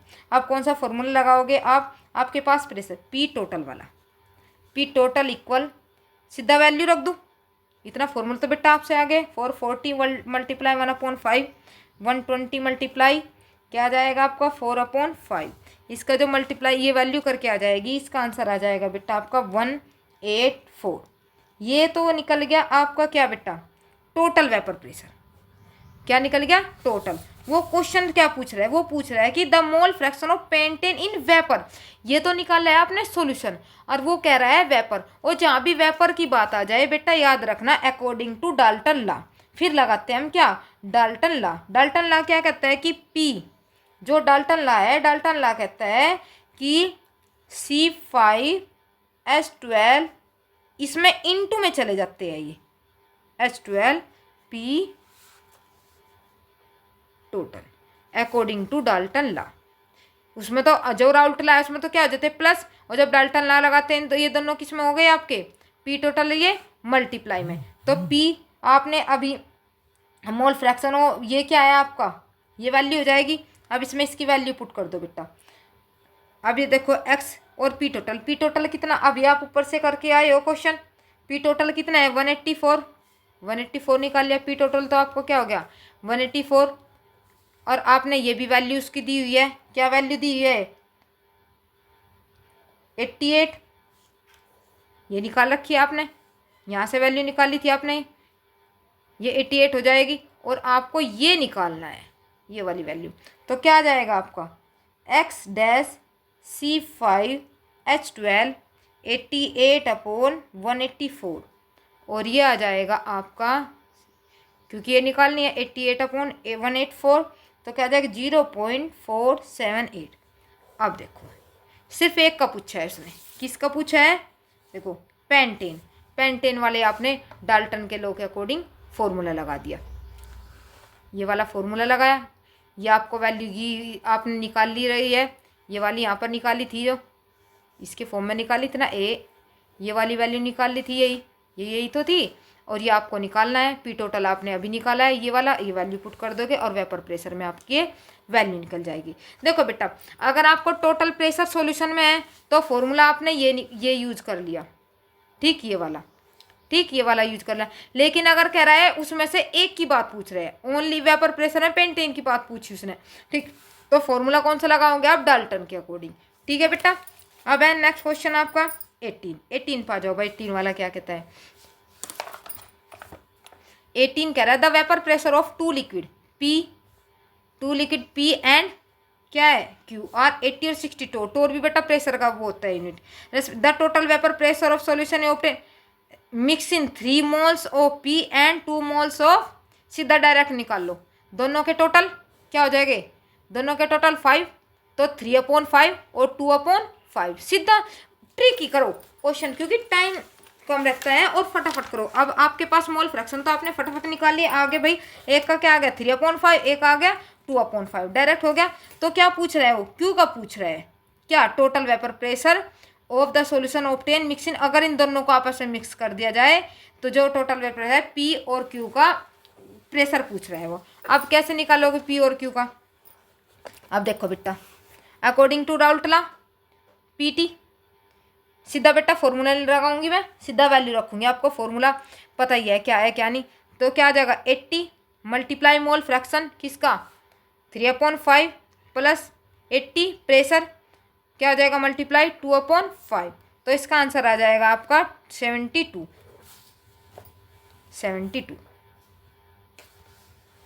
ये आ गया आंसर, ठीक है बेटा।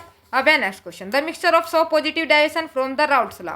अब पॉजिटिव डेविएशन, अब मेरी बात सुनो बेटा, 100 ट्रिक समझाऊंगी आपको, सिंपल सी ट्रिक, सिर्फ आपको जहाँ भी पॉजिटिव नेगेटिव डेविएशन की बात आ रही है, सिर्फ आपको क्या याद करना है, जहाँ भी आपको पॉजिटिव नेगेटिव डेविएशन की बात आ जाए, जो पॉजिटिव डेविएशन होते हैं बेटा हमेशा मोस्टली, वैसे मोस्टली OH CCl4 और CH2 याद रखो, रट्टा मारियो, जहाँ पॉजिटिव डेविएशन है इन दोनों में से कोई सा ना कोई सा एक मिलेगा, एल्कोहल हो या CCl4 हो या CH2 हो, जहाँ भी ये तीनों में से कोई सा एक होगा वो कौन सा डेविएशन देगा, पॉजिटिव डेविएशन। और ये क्या है नेगेटिव डेविएशन में क्या होगा बेटा, जहाँ एसिड हो, कोई भी एसिड हो या एनिलीन हो, इन दोनों में से कोई एक मिलेगा, वो कौन सा देगा, नेगेटिव डेविएशन देगा। क्लियर बेटा, जो ये होगा नेगेटिव डेविएशन देगा। और ये पॉजिटिव नेगेटिव डेविएशन क्या होता है मैं ये क्लियर कर देती हूँ, फिर बाद में क्वेश्चन में नहीं बताऊंगी, ठीक है। जो पॉजिटिव डेविएशन नेगेटिव डेविएशन क्या होता है, देखो बेटा आइडियल सॉल्यूशन कौन सा होता है, जो राउल्ट लॉ को फॉलो करता है, ठीक, सब चीज़ उसकी जितने भी नियम होते हैं सब चीज़ मानता है, जिसमें डेल्टा वी, देखो बेटा डेल्टा वी इक्वल टू 0, क्या क्या चीज़ होती है, delta H equal to 0, delta S not equal to 0 और delta U not equal to 0।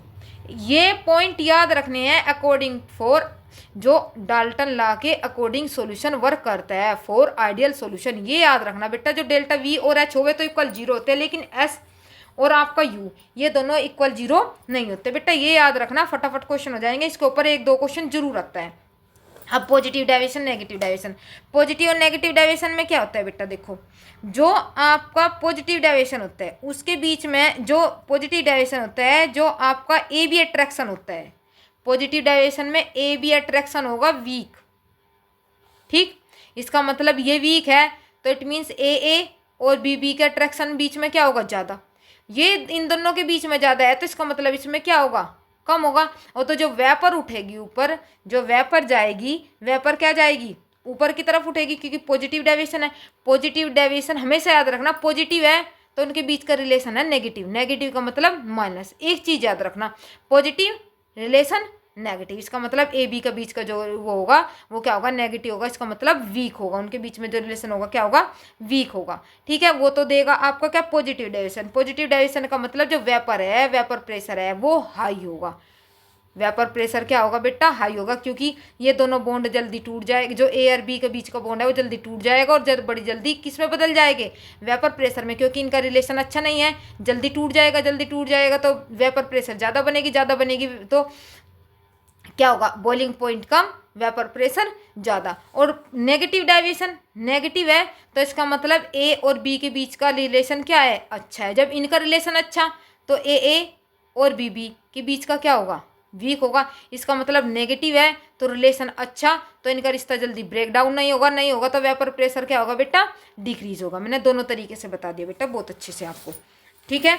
अब देखो आ जाओ अब यहाँ पर वापस, the mixture of which positive, अभी बताया मैंने क्या हो, कौन सा पॉजिटिव डेविएशन शो करता है, जो पॉजिटिव डेविएशन शो करता है अभी बताया मैंने, पॉजिटिव में एल्कोहल हो, CCl4 हो, CH2 हो। अब देखो एल्कोहल है, ठीक, इसमें भी अल्कोहल नहीं है, इसमें अल्कोहल नहीं है, इसमें भी अल्कोहल नहीं है, इसका मतलब कौन सा है, इथेनॉल प्लस एसीटोन, ये क्या देगा आपका पॉजिटिव डेविएशन देगा। देखो थोड़ी सी देर में ही हो गया ना, ये देखना बस, ये ट्रिक याद रखो, एकदम से आपका क्वेश्चन फट हो जाएगा।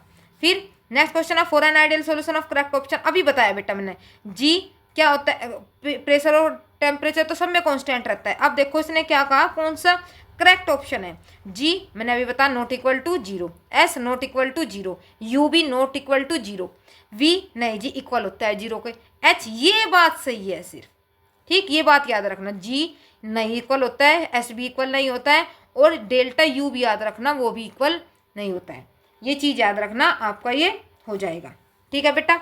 अब नेक्स्ट देखो, मैं आपका लिख देती हूँ बेटा, डेल्टा जी तो इक्वल 0 होता है बेटा, डेल्टा जी नॉट इक्वल 0, ठीक, देखो ये लिखा हुआ है delta G not equal 0, delta S not equal 0, लेकिन डेल्टा यू भी क्या होता है, इक्वल 0 होता है, किसके लिए, फॉर आइडियल सॉल्यूशन के लिए, याद रखना बेटा। अब है next question, the mixture of for maximum boiling azeotrope, maximum boiling point, maximum boiling point बेटा वहाँ होगा जिनके बीच में रिलेशन क्या होगा, अच्छा होगा, स्ट्रोंग होगा, और मैंने बताया है जो पॉजिटिव डेविएशन देगा मैक्सिमम में होगा आपका जो पॉजिटिव डेविएशन होगा, और मैंने बताया है अभी पॉजिटिव डेविएशन वहाँ होगा जहाँ पर क्या होगा, आपके एसिड होगी। इसने क्या कहा, जो मैक्सिमम बॉइलिंग पॉइंट होगा, तो इसका आंसर अब एसिड ढूंढो, एसिड किस में है, the mixture of that for maximum boiling point, maximum boiling point का इसका मतलब है कि वो क्या करेगा, मैक्सिमम बॉइलिंग पॉइंट का मतलब उनके जो ए और बी के बीच में जो रिलेशन है वो क्या ज़्यादा अच्छा है, ज़्यादा अच्छा है तो डेविएशन क्या जाएगा, नेगेटिव, और नेगेटिव के लिए मैंने बताया है बेटा चाहे एसिड हो या एनिलीन हो, एसिड कौन से में है, वाटर, इस वाले में है नाइट एसिड, तो इसका मतलब ये मैक्सिमम बॉइलिंग पॉइंट, इसका मतलब है आपका नेगेटिव डेविएशन, तो नाइट्रिक एसिड, मैंने क्या बताया, नेगेटिव डेविएशन के लिए क्या होगा, एसिड, देखो ये बता था ना, जहाँ भी नेगेटिव आ जाएगा एसिड हो या एनिलीन हो, एसिड, ये इसका आंसर हो जाएगा। फिर है next, which of the following statement of correct regarding a solution of two component A और B exhibiting positive deviation from an ideal solution, behaviour करते हैं दो ये है, तो ये कह रहा है कि exhibiting positive deviation from ideal behaviour, तो इसमें से किसका भी कौन सा पॉइंट करेक्ट होगा। अब देखो बेटा क्या है, intermolecular force, attractive force between A और बी, देखो जो अट्रैक्टिव फोर्स है आपका ए और बी के बीच में stronger then those between A और बी, इसने कौन सा डेविएशन कह रहा है बेटा, पॉजिटिव, और पॉजिटिव में तो यही सी हो जाएगा, क्या कह रहा है, इसका जो पॉजिटिव का मतलब जो वेपर प्रेशर है क्या है, ज़्यादा, इसका मतलब इनका रिलेशन क्या है, खराब, और इसने यही कहा है ये कम है, तो इनके बीच का रिलेशन क्या है, अच्छा है, इसका मतलब फर्स्ट वाला आंसर मैं ऊपर बता दिया है। विच of the following incorrect ideal solution, ideal solution के लिए इनकरेक्ट, ये भी बात है, ये भी बात है, ये गलत है आपका, मैंने ऊपर बताना delta G not is equal to 0, देखो 2-3 क्वेश्चन आपके यहीं से ही मिल गए, इसका मतलब ये आंसर, ये क्या होगा, यहाँ पर कट होना चाहिए, इक्वल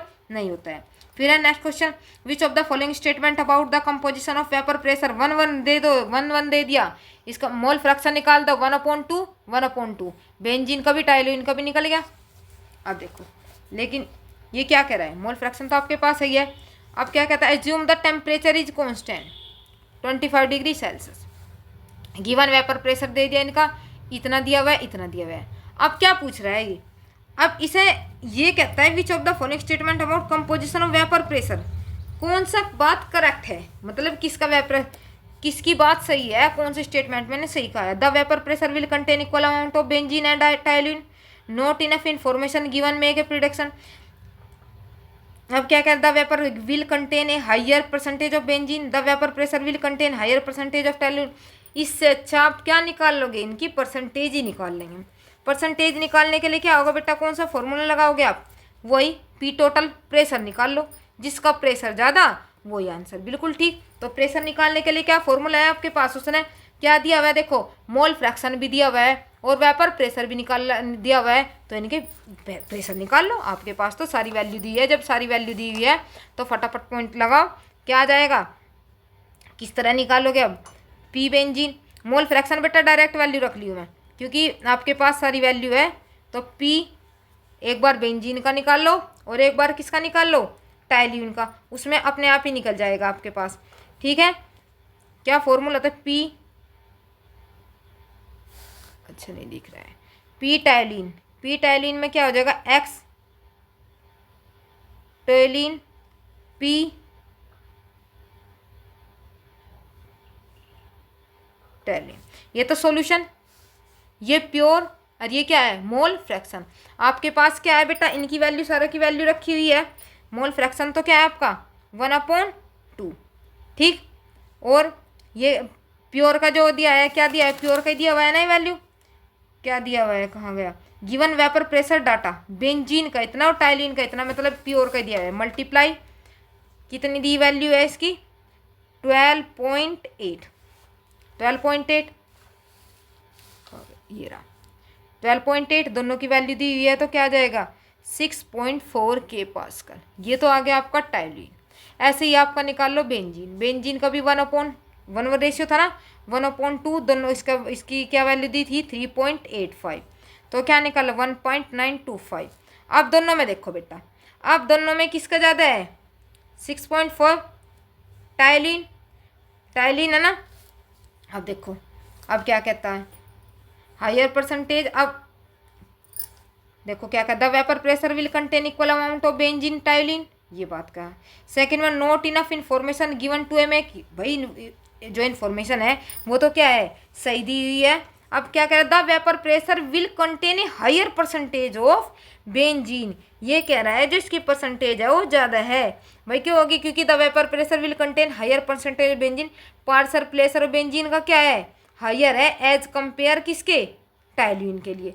ठीक है, जो बेंजीन है, बेंजीन का जो वेपर प्रेशर निकाला आपने किसका ज़्यादा था, बेंजीन का। जब बेंजीन का वेपर प्रेशर ज़्यादा तो इसका मतलब वो परसेंटेज भी किसकी ज़्यादा, बेंजीन की। बेटा जहाँ भी इस तरह के क्वेश्चन आ जाए ना कि ये इतना है ये इतना है, तो परसेंटेज बताओ या वेपर प्रेशर बताओ, इनका सीधा चाहे पी टोटल निकाल लो या कंसंट्रेशन निकाल लो अकॉर्डिंग टू जो उन्होंने वैल्यू दी है उसी से निकल जाएगा। देखो हमने, हमारे पास पी प्योर का था, मोल फ्रैक्शन थी, तो आपने टाइलिन का अलग से निकाल लिया और बेंजीन का अलग से निकाल लिया। ठीक है, फिर है 25 क्वेश्चन। 25 क्वेश्चन देखो बेटा, which condition not satisfy the ideal, देखो कितनी बार आ चुका, वी सेटिस्फाई है, ये नॉट सेटिस्फाई, इसका मतलब ये इसका क्या हो जाएगा आंसर हो जाएगा। फिर नेक्स्ट देखो 26, सॉल्यूशन एसीटोन इन इथेनॉल, जो इथेनॉल एसीटोन है मैंने बताया जहाँ भी OH आ जा, कौन सा देता है OH, किस में बताया मैंने बेटा आपको, ट्रिक बताई है ना पॉजिटिव, सीधा जहाँ पर पॉजिटिव है उसी में लगा दो, टिक सी है। देखो एक ट्रिक से आपके कितने क्वेश्चन हो गए फटाफट। फिर 27, ए सॉल्यूशन कंटेनिंग ए और बी फॉलो राउट, जो दो सॉल्यूशन है, ठीक है, राउट लॉ को फॉलो कौन करेगा, हम ऑप्शन पढ़ते ही नहीं, जो सॉल्यूशन ए बी इक्वल होगा ए और बी इक्वल हो गए किसके, ए बी के, वही क्या करेंगे राउट लॉ को फॉलो करेंगे। ठीक है, नेक्स्ट क्वेश्चन देखो 28, all form ideal solution aspect, इसमें से आइडल सॉल्यूशन कौन सा होगा।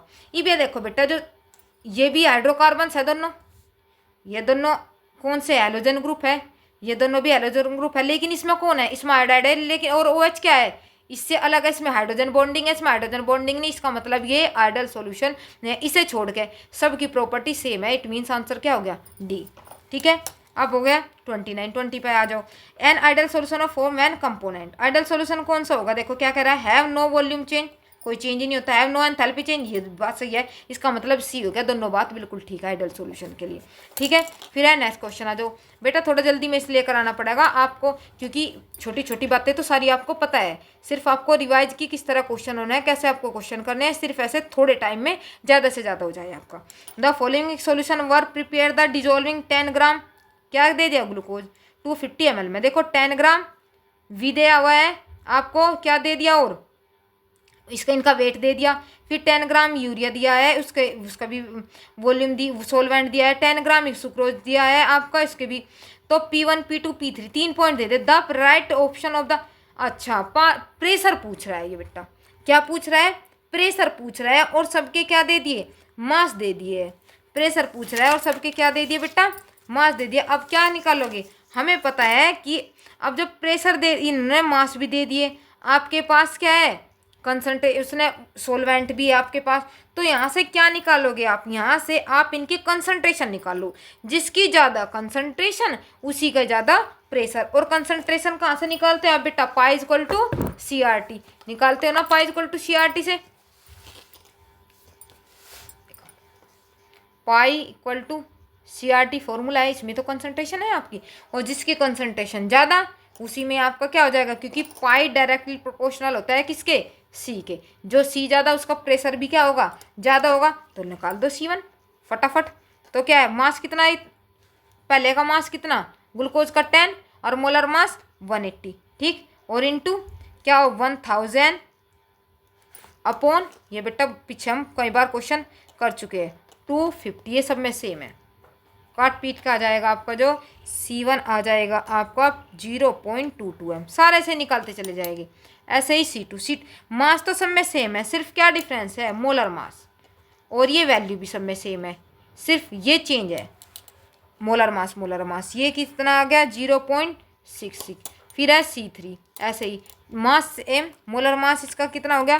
3, क्योंकि सुक्रोज है, मल्टीप्लाई 1000 अपॉन 250। अब इसका कितना आ जाएगा? 0.117 m। अब मोलर मास देख लो किसका ज़्यादा है। मोलर मास है आपका किसका? C2 का ज़्यादा। C2 का ज़्यादा है, इसका मतलब C2 फिर C1 और फिर C3। तो ऐसे ही क्या हो जाएगा आपका? कहाँ गया? P2 P1 और P3। ये इसका आंसर हो जाएगा बेटा। जहाँ भी प्रेशर से रिलेटिव क्वेश्चन पूछता है, ये समझ लो आपको क्या करना, कंसंट्रेशन निकाल दो उसकी। कंसंट्रेशन निकालते ही आपका आंसर हो जाएगा, ठीक है बेटा। तो क्या हो जाएगा आपका? क्या था? P2 P1 और P3। इसका मतलब B आपका आंसर हो गया, ठीक है बेटा। इसका आंसर हो गया B। अब देखो 31 में क्या है? 31 का आंसर देखो बेटा। The freezing point of depression point. अब देखो बेटा, फ्रीजिंग पॉइंट है, डिप्रेशन का मतलब होता है घटना, ठीक है। कि जहाँ भी फ्रीजिंग आ जाए, इस फ्रीजिंग में क्या होता है? घटती है। और बॉइलिंग में इवेल्यूशन ऑफ बॉइलिंग पॉइंट होता है, फ्रीजिंग में डिप्रेशन पॉइंट होता है। ऑफ बेंजीन इज इतना, मतलब KF दे दिया भाई उसने, ठीक है। The freezing point of depression of the solution molality इतनी दे दिया। इसका मतलब आपको क्या दे दिया उसने? कंसंट्रेशन दे दिया है, ठीक। C दे दिया आपको, M दे दिया, ठीक। Molarity they the. Containing non electrolyte solution benzene is,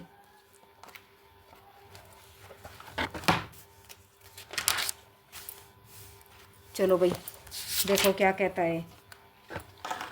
एक बार और क्वेश्चन पढ़ लेते हैं हम। ये देखो क्या कहा था? फ्रीजिंग पॉइंट ऑफ डिप्रेशन इतना, the freezing point of depression solution molality इतनी, containing non volatile is solute in freezing is. क्या पूछ रहा है? Non volatile solute in benzene is. अब देखो भाई ये पूछ रहा है, अब निकालो क्वेश्चन। कैसे क्वेश्चन निकालते हो आप? 31 है ना? 31। अब 31 में देखो बेटा कैसे करोगे। क्या दी वैल्यू उसने? गिवन है KF आपको दिया हुआ है। KF कितना दिया हुआ है उसने?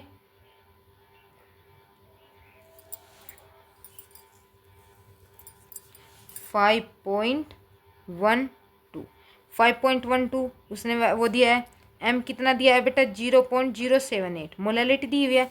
आपको पता है जो फॉर्मूला होता है डेल्टा TF इक्वल टू क्या होता है बेटा? KF into M। ये तो होता है, मल्टीप्लाई कर दो। तो दोनों की वैल्यू है आपके पास 0.12 इंटू 0.078। ये हो गया। वैल्यू पुट करने के बाद आपका जो आंसर आ जाएगा, ये आंसर आ जाएगा आप किसकी मल्टीप्लाई करके बेटा? 0.399। तो 399 है तो अप्रोक्स 0.4 मान लो आप, ठीक है।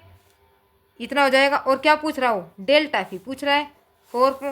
अब आंसर देखो क्या है इसका। आपके पास देखो M भी दे दिया उसने, मोलिलिटी भी दे दिया, ये आ गया C इसका आंसर हो जाएगा।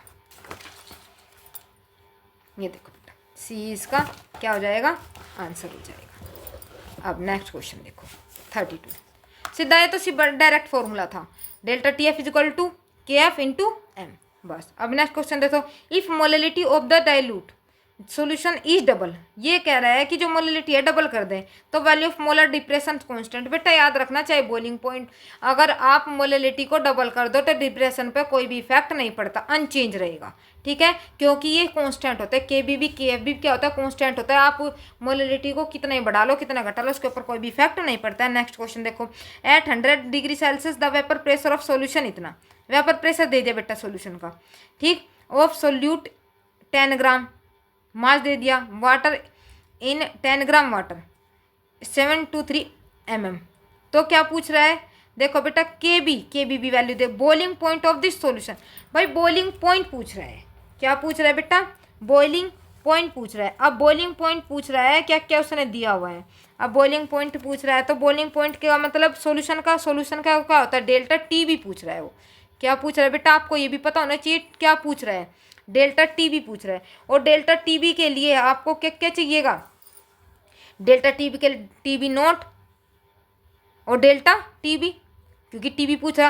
पहले तो आप क्या क्या करना पड़ेगा, देखो क्या क्या दिया हुआ है उसने आपको क्या क्या दे दिया, डब्ल्यू बी 6.5 है, डब्ल्यू ए 100 ग्राम है, दे दिया W B mass upon molar mass, solvent और सोल्यूट दोनों के मास है आपके पास, ये दोनों चीज़ दे दी। प्रेशर, सॉल्यूशन का प्रेशर दिया हुआ है आपके P32, के बी कितना दिया हुआ है, देखो बेटा 0.52, और टी बी नोट आपको पता है 100 डिग्री सेल्सियस होता है वाटर, बेटा ये तो याद रखना आप जहाँ भी यूज होगा। और पी बी नोट जो प्रेशर, जैसे आप क्या लेते हो, टी बी नोट फिक्स लेते हो वाटर का, ऐसे ही जो एटमॉस्फेरिक प्रेशर होता है वो भी क्या होता है, फिक्स होता है, कितना 760 mm में, ठीक है। तो आप डेल्टा टी बी निकालने के लिए सबसे पहले आप कुछ क्या चाहिएगा, मोल्स चाहिए। तो मोल्स के लिए आपको कौन सा फॉर्मूला लगाने पड़ेगा, पहला बेटा पहला फॉर्मूला लगाओगे आप पी नोट, क्योंकि पी नोट है आपके पास, पी एस भी है आपके पास, ये दोनों वैल्यू है। तो आपको पता है N2/N1 होता है, ठीक, N2/N1 होता है। ये वैल्यू भी है, ये भी है, ये भी है और ये भी है N1, मतलब सोलवेंट। ये क्या है आपका Na, और ये क्या है आपका Nb सोल्यूट। सोलवेंट है ना, वाटर मास अपॉन मोलर मास, मैंने आपको ही बता रखा है, जहाँ भी वाटर आ जाए 55.55 वैल्यू रखना है, कैलकुलेशन कुछ नहीं करना है, इतना टाइम नहीं होता है वहाँ पर, ठीक है। तो वैल्यू रख दो 760 माइनस 732 अपॉन 760 इक्वल टू क्या आ जाएगा, N2/55.55। तो कैलकुलेशन इसे करके आ जाएगी बेटा आपकी 0.2046।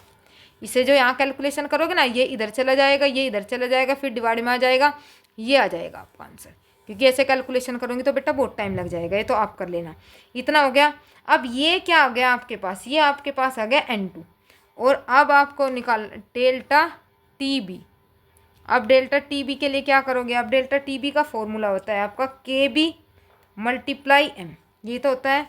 और delta T B equal to क्या है, आपके पास डेल्टा टी बी नहीं, लेकिन आपके पास टी बी माइनस टी, ये तो वैल्यू है आपके पास, ये इसके इक्वल ही तो होता है।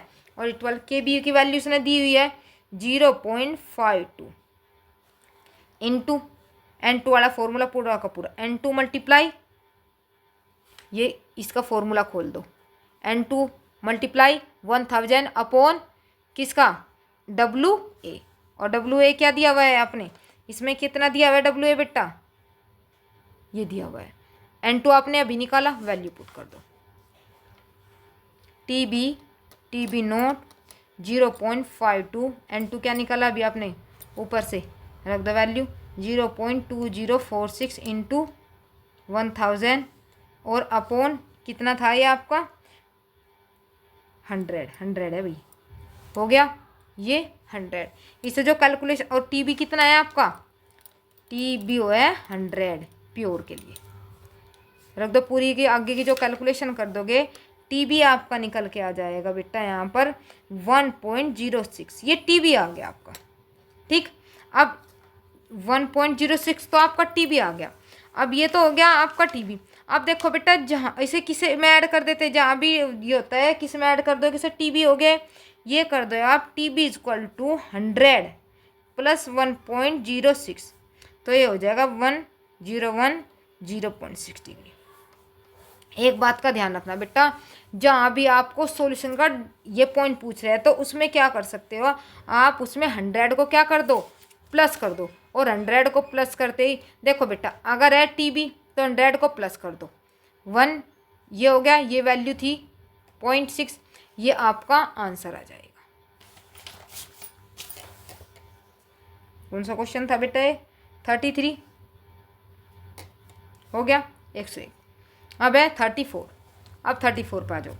200 ml of aqua solution of a protein contain its 1.26 osmotic pressure. Osmotic pressure इसका मतलब pi of this solution at 300 kelvin is found to be 2.57 into 10⁻³ बार।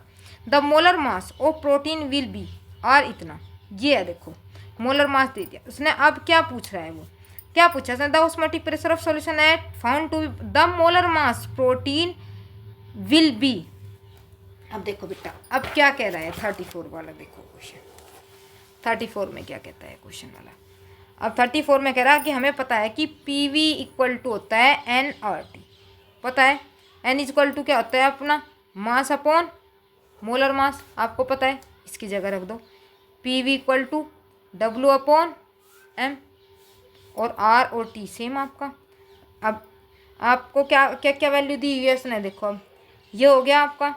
अब इतना करने के बाद P प्रेशर और यहाँ पे क्या ऑस्मेटिक प्रेशर, तो इसकी जगह क्या रख दूँ मैं, पाई रख दूँ, किसी को कोई दिक्कत नहीं होनी चाहिए। WMRT। अब इनकी वैल्यू पुट कर दो बेटा। आपको क्या निकालना, M तो रख लो यहीं, इसे तो ले जाओ इधर, ये दोनों कहाँ चले जाएंगे अपोन में, तो क्या आ जाएगा बेटा आपका WRT अपॉन पाई V, ये हो गया। M यहाँ पे छोड़ दिया। अब इनकी वैल्यू रख दो फटाफट, 1.26 इंटू 0.083 इंटू 300 अपॉन पाई की वैल्यू प्रेशर जो दिया हुआ है कितना दिया, 2.57 इंटू 10⁻³ और ये क्या है आपका वॉल्यूम किस में है 100 और 1000 से इसे क्या कर देगा आप, डिवाइड कर दोगे, ml में दी हुई है तो उसे चेंज कर लो इसे। इतना करने के बाद जो सोल्यूशन इसकी वैल्यू आ जाएगी, जो आप इसे कैलकुलेशन करोगे, कैलकुलेशन करते इसका आंसर आ जाएगा बेटा, इसका आंसर आ जाएगा आपका 61038। सिर्फ सीधा फॉर्मूला लगाना है कौन सा इसमें, PV equal to NRT, N equal to W upon M, और ये M से यहाँ से वैल्यू निकाल लिया, बस सीधा वैल्यू निकालनी है आपको। 34 हो गया आपका। अब देखो बेटा 34 में क्या आंसर आया है आपका, ये वाला आंसर डी। अब आ जाओ 35 क्या कहता है, a solution of sucrose, solution sucrose है कोई, ठीक है, मोलर मास दिया हुआ है, has been prepared by dissolving, इतना डिजोल्व कर दिया, ऑफ सुक्रोज इन, मतलब मास इतना दे दिया, और सोलवेंट कितना है आपका बेटा 1000 gram. The freezing point of solution obtain will be, freezing point of solution कह रहा है बेटा, वो फ्रीजिंग पॉइंट ऑफ सोल्यूशन। सिर्फ ओनली इसके क्वेश्चन तो बेटा सब के सब फॉर्मूला बेस है, जितने भी क्वेश्चन है आपके सब फॉर्मूला बेस है। अब देखो आपका 35 है, 35। अब 35 में आपको पता है डेल्टा TF इक्वल टू होता है KF इंटू M, होता है डेल्टा TF। अब देखो, अब सीधा बेटा डायरेक्ट वैल्यू ही रखूँगी क्योंकि कितनी सारे क्वेश्चन करा चुकी मैं इसके। आपको पता है M इक्वल टू क्या होता है, mass upon molar mass into 1000 upon WA, इसका तो पता है आपको। M इक्वल टू क्या होता है, W upon M into 1000 upon WA, या पूरी वैल्यू यहाँ पुट कर देंगे हम, आपके पास इनकी सारी की वैल्यू है। KF कितना दिया हुआ है बेटा, देखो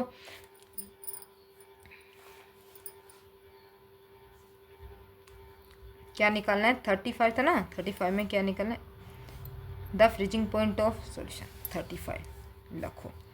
M equal to WB upon MB, फॉर्मूले रख देती है, फिर बच्चे भी चल जाए कभी कि कैसे हो गया जी।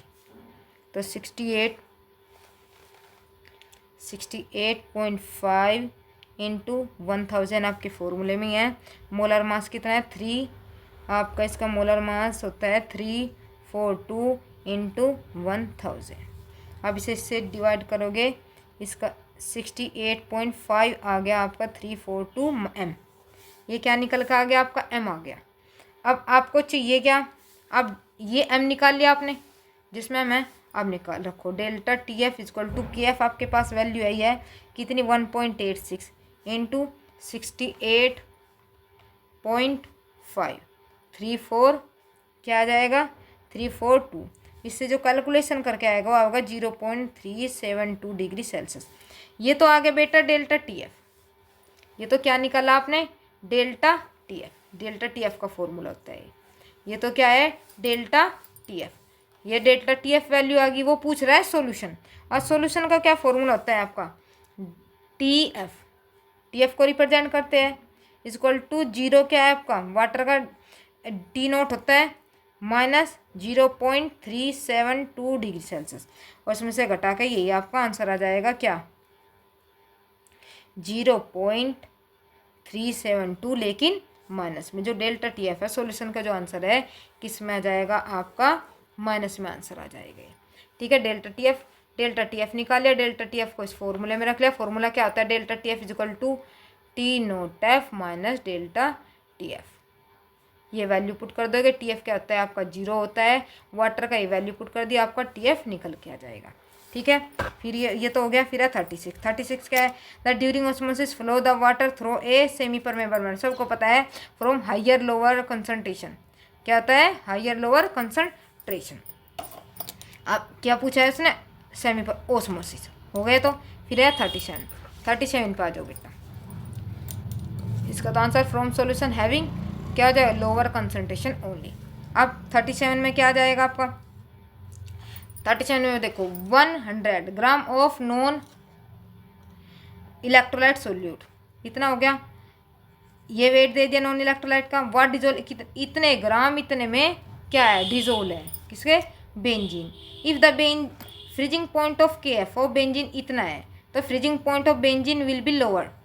लोअर का मतलब क्या पूछ रहा है बेटा डेल्टा टी एफ। घटने का मतलब डिप्रेशन फ्रीजिंग पॉइंट पूछ रहा है। वो घट रहा है जहाँ भी घटने वाली बात आ जाए इसका मतलब क्या पूछ रहा है डेल्टा फ्रीजिंग पॉइंट दिया हुआ है। देखो सोल्यूट का मास दिया हुआ है, सोलवेंट का मास दिया हुआ है, आपको के एफ दिया हुआ है और डेल्टा टी एफ पूछ रहा है। तो कैसे निकालोगे देखो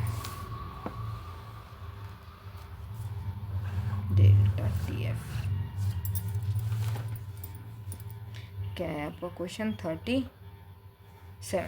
अब 37 में देखो बेटा आपको पता है एम बी इक्वल टू कितना होता है 100,000 multiply K F W B M B upon W B upon M B. वो वाला फॉर्मूला खोल दे बेटा मैंने, क्योंकि डायरेक्ट बार बार आप वो करोगे बहुत टाइम लग जाएगा ऐसा। तो डेल्टा टी एफ ये फॉर्मूला खोल दिया आपका जो फॉर्मूला होता है।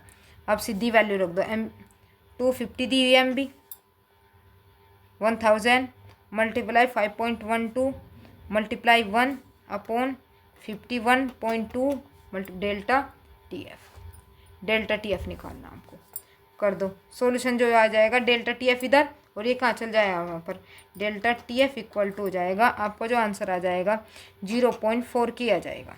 और ये सिर्फ इसमें तो सिर्फ आपको क्या करना था डेल्टा जो टी एफ है के एफ और एम इस एम को पूरा खोल के एफ सिर्फ ये वैल्यू निकालनी थी और कुछ नहीं करना था उसमें, क्योंकि फ्रीजिंग डिप्रेशन पॉइंट पूछा है। तो सिंपल सा सिर्फ फॉर्मूले में पुट करने वाला था। सिर्फ आपकी कैलकुलेशन पर बेस पड़ता है आप कितनी जल्दी कर दो। 38 ए सोल्यूशन कंटेनिंग देखो बेटा ए सोल्यूशन कंटेनिंग 10 ग्राम पर decimetre cube of urea. Urea का दे दिया इतना और ये मोलर मास भी दे दिया। आइसोटोनिक का मतलब क्या बेटा कंसंट्रेशन दोनों की equal C1 equal to C2 with a 5% solution non volatile solute.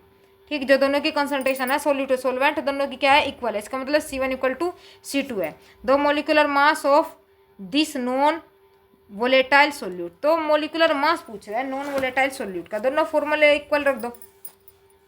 दोनों के फॉर्मूले क्या कर दो इक्वल कर दो। अब देखो मास अपॉन ऑफ यूरिया क्या दिया उसने। अब देखो बेटा ये है 38 mass upon urea molar mass of concentration क्या कर दूँ 10/60 किसकी यूरिया की। ऐसे ही नॉन वोलेटाइल की क्या हो जाएगी बेटा नॉन वोलेटाइल की 5 है और मोलर मास की एम बी उसका पता नहीं। इफ दोनों को क्या रख दो इक्वल। ये मास अपॉन मोलर मास अपॉन मोलर मास दोनों को क्या रख दो क्योंकि C1 इक्वल क्या होता है बेटा C2 दोनों की कंसंट्रेशन इक्वल रख दो। सिंपल सी बात कहीं भी अगर आपको ऐसे देता है दो की आइसोटोनिक दे दिया, आइसोटोनिक पर ही लिखना है। आइसोटोनिक दिया हुआ है, एक का मोलर मास दिया हुआ है, दूसरे को पूछ लिया, तो मास अपॉन मोलर मास करके आप इसकी कंसंट्रेशन निकाल सकते हो। तो क्या हो जाएगा आपका 10/60 इक्वल टू 5/mb मल्टीप्लाई हो जाएगी आपकी 100। हो गया इतना, इसका इधर मल्टीप्लाई होकर आपका जो एम आ जाएगा, सॉल्यूशन करके जो एम आ जाएगा ये आ जाएगा आपका 300।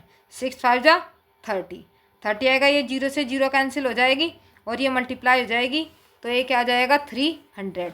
सिर्फ आपको कंसंट्रेशन इक्वल रखनी है, 10/60 5 आपको एम पता नहीं है, ठीक, एम का मालूम नहीं भाई एम क्या है क्या नहीं, तो ये वैल्यू आप पुट कर दोगे आप, ये हो जाएगा। ये 100 ये डेसीमीटर क्यूब में था, तो मल्टीप्लाई क्या कर दिया आपको 100 से डिवाइड कर दिया। ये इसकी मल्टीप्लाई इधर, इसकी मल्टीप्लाई इधर, इधर मल्टीप्लाई में आके नीचे आ जाएगा, ये बी यहाँ चला जाएगा, तो एक 0 से 0 कट जाएगी, 2 0 रह जाएगी, 30 आ जाएगा। ठीक है बेटा, हो गया ये क्वेश्चन। अब आ जाओ नेक्स्ट क्वेश्चन है आपका, इसका 38 का आंसर आ गया क्या आपका 300। फिर है 39, a solution of urea. Molecular mass दे दिया, बॉइलिंग पॉइंट दिया हुआ है आपका इतना, एटमॉस्फेरिक प्रेशर पे इफ के एफ और के बी दोनों दे दिए भाई, के एफ बी और के बी भी, ठीक है, respectively above the solution of freezing. अब ये देखो बेटा फ्रीजिंग पॉइंट पूछ रहा है, के बी भी दिया हुआ है आपको, के एफ भी दिया हुआ है, और क्या दिया हुआ है बॉइलिंग पॉइंट भी दिया हुआ है, तो कैसे निकालोगे आप देखो। कौन सा क्वेश्चन है आपका ये 39।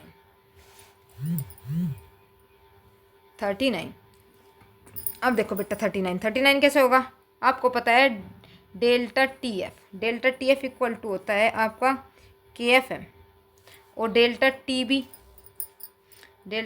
इक्वल टू वही के बी एम, ये तो सेम एम सेम है, तो सेम क्या हो जाए कैंसिल, तो सिर्फ अलग अलग क्या है ये दो पार्ट, इनकी वैल्यू पुट कर दो आप, delta T F upon delta T B equal K F upon K B, हो गया इतना। अब इतना वैल्यू पुट कर दो, डेल्टा टी एफ वो पूछ रहा है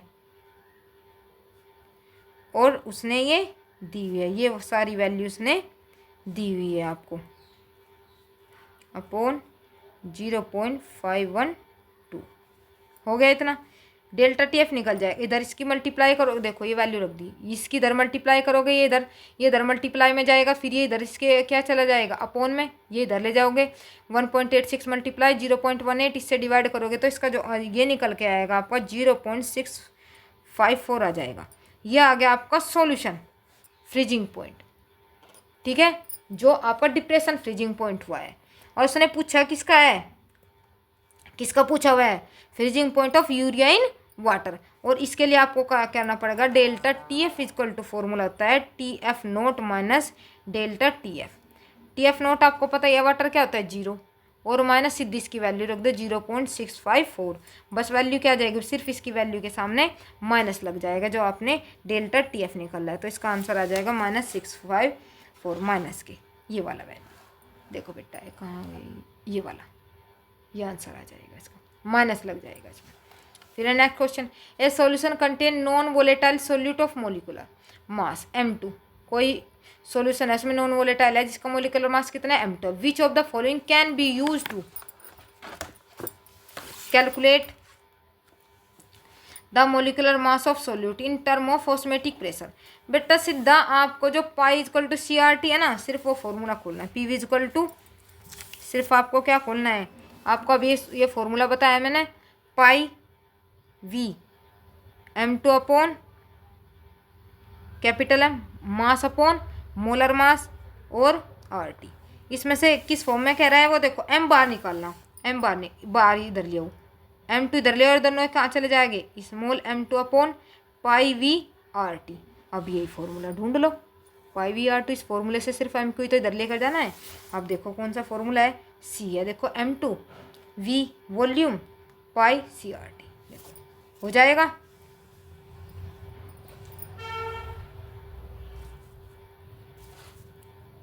m2 पाई ये वाला होगा, क्योंकि पाई देखो बेटा इसमें ऊपर चला गया, इसमें नीचे है ना, तो ये वाला इसका आंसर होगा।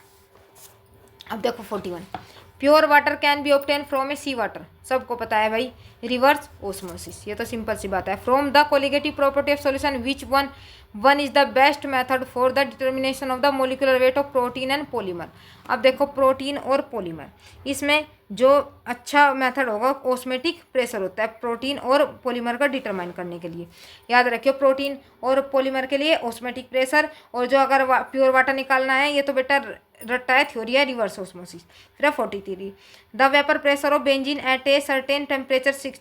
देखो बेटा बेंजीन का क्या दे दिया, टेम्परेचर दे दिया, प्रेशर दिया हुआ है कि कोई टेम्परेचर है इतना, और फिर an non volatile electrolyte solid है, उसमें जो उसका वेट है कितना है 2.17 है, ऐड कर दिया किसमें, आपके बेंजीन में, तो 239 बेंजीन इतनी हो गया। The vapour pressure of the solution, अब जो वेपर प्रेशर है बढ़ गया उसका यहाँ पे इतना था, तो इसका मतलब घट रहा है 600 हो गया, क्योंकि किसी भी उसमें अगर आप नॉन वोलेटाइल मिला देते हो सोलवेंट में तो उसका वेपर प्रेशर क्या होता है, डिक्रीज। देखो ये तो प्योर का था, ये क्या हो गया, नॉन वोलेटाइल मिलाते हुए डिक्रीज हो गया। तो क्या पूछता है, what is the molecular weight of solid substance. बेटा सीधा फॉर्मूला बेस है, फॉर्मूला पुट करो और निकालो 43, सीधा फॉर्मूला ही पुट कर रही हूँ बेटा।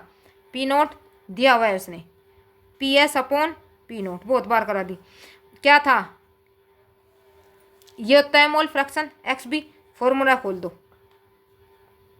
एम डब्ल्यू बी मल्टीप्लाई किसका है, बेंजीन अपॉन वेट किसका, बेंजीन का, multiply M B, mass upon molar mass. हो गया बेटा ये क्या है, मास बेंजीन, और आपका ये डब्लू वेट किसका, बेंजीन का।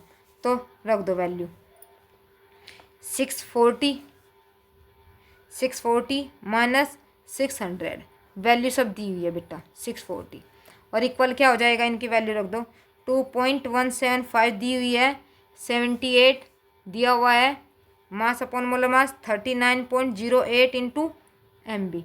आपको ये एम बी निकालना है, ये स्कल है, स्कल इक्वल है एक दूसरे के, क्योंकि वहाँ पे जगह नहीं रही थी, ए ऐसे लगा दिया है, ये इसके बराबर, ये इस फॉर्मूले में आपने वैल्यू पुट कर दी। इसमें सोल्व करके जो आपका आंसर आ जाएगा, इसमें सोल्व करके आ जाएगा बेटा आपका एम बी जो आएगा 69.5।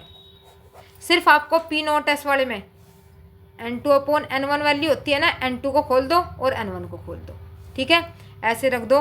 ऊपर N2 क्या होता है आपका NB, और ए क्या होता है NA, और बस WA upon WB, WB upon WA, WB upon WA, इसे खोल के ऐसे आपकी ये ऊपर नीचे हो जाएंगे, ये आपको पता ही होगा। अब आ जाओ 44, सीधा ये फॉर्मूले में पुट करना है, सीधा आंसर आ जाएगा 44 पे आ जाओ आप। If the 0.15 of solute dissolved in a 15 gram of solvent is boiled at a temperature higher by 0.216 than that of pure solvent, देखो बेटा दोबारा पढ़ रही मैं, दिखा नहीं हूँ। If 0.15 gram of solute dissolved in 15 gram of solvent is boiled at a temperature higher by 0.216 than that of pure solvent, the molecular weight of the substance, molar evolution of constant, evolution of constant, evolution का मतलब बढ़ना, के B बड़ा वे पे कह रहा है 44। अब देखो बेटा 44 सेम वही फॉर्मूला है, एम बी निकालना बेटा, बार बार क्यों निकलवाते हो, एम बी निकालना है, सारी वैल्यू दी हुई है। इसका जो आंसर आएगा बेटा, आपका आंसर आ जाएगा 100, 44 का जो आंसर आएगा 100, खुद करके देखना बेटा, बहुत सारे क्वेश्चन करा दिए इस तरह के। फिर है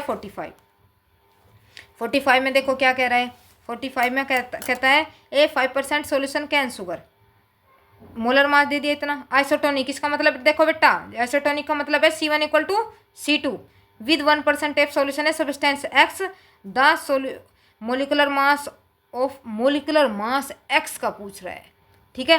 तो कंसंट्रेशन सेम वही पहले वाला C1 C2, इधर M इधर खोल दो और इधर इसका M खोल दो, M खोल दोगे तो क्या हो जाएगा, W1 1 है, 1 वाला है तो M1 V1 equal W2 M1 V1, सबकी वैल्यू दी हुई है। W1 कितना है 5, मास कितना, मोलर मास कितना दिया है बेटा 44342 342, और V1 कितना दिया है 0.1, ये W2 कितना दिया है 1, M2 आपको निकालना है, मल्टीप्लाई क्या है 0.1 दोनों में, यहाँ से M2 निकाल लियो, हो जाएगा बेटा ये इधर और ये इधर, और M2 निकल के आ जाएगा आपका जो आंसर आएगा 68.4 आपका आंसर आ जाएगा बेटा।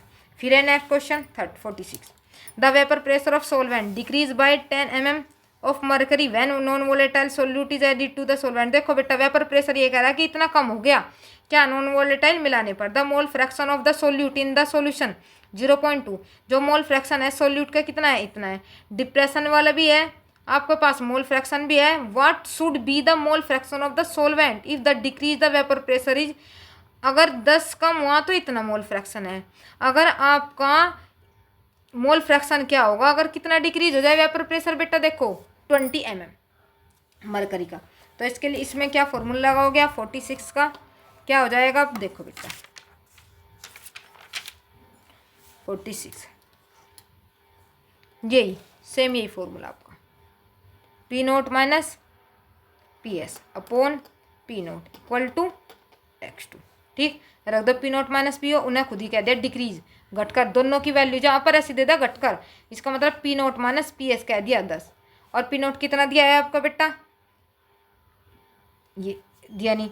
x2 कितना दिया है 0.2, ये तो दिया है, ये इधर और ये इधर, तो 10 अपॉन 0.2, P0 पॉइंट हटा के 0, तो क्या आंसर आ जाएगा 50, ये आपका P0 आ जाएगा। ठीक है बेटा, ये आपका कौन सा क्वेश्चन था 46, अच्छा 46 था। अब नेक्स्ट क्वेश्चन है 47। देखो बेटा ये निकल गया आपका, ये क्या निकल गया आपका P0 निकल गया। फिर दोबारा क्या कह रहा है कि डिप्रेशन होकर वो अगर 20 हो जाए, मतलब ये घट के 10 होकर अगर हम 20 घटा दे तो क्या इफेक्ट पड़ेगा वेपर प्रेशर पर। तो क्या करेगा अब की बार हम इसकी जगह क्या रख दे 20, और P0 आपने ऊपर से निकाला 20 अपॉन क्या हो जाएगा 50, तो क्या हो गया 0.4। तो इस 0.4 को क्या करेंगे हम 1 में से माइनस कर देंगे, और क्या निकल जाएगा आपका जो आंसर आएगा कि अगर आप 20 डिक्रीज करते हो वेपर प्रेशर पर ये इफेक्ट पड़ेगा तो इतना कम होगा। ठीक है बेटा, अब आ जाओ नेक्स्ट क्वेश्चन पर। नेक्स्ट क्वेश्चन क्या है आपका, नेक्स्ट क्वेश्चन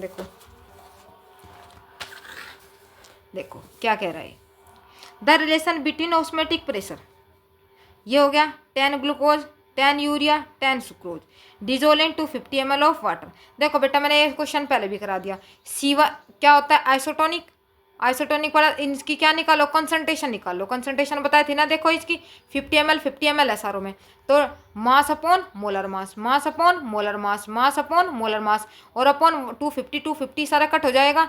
जिसका प्रेशर ज़्यादा, जिसकी कंसंट्रेशन ज़्यादा उसी का प्रेशर ज़्यादा, ये बेटा आप ही करना क्योंकि ये मैं एक बार करा चुकी। ठीक है, सिर्फ क्या निकालो मास अपॉन मोलर मास वाला m की वैल्यू खोल, आपको बस कंसंट्रेशन निकालना है, मास अपॉन मोलर मास मल्टीप्लाई 1000 अपॉन 250, तीनों का निकाल दो, जिसकी ज़्यादा वैल्यू कंसंट्रेशन किसी ज़्यादा उसी के आपका आंसर आ जाएगा।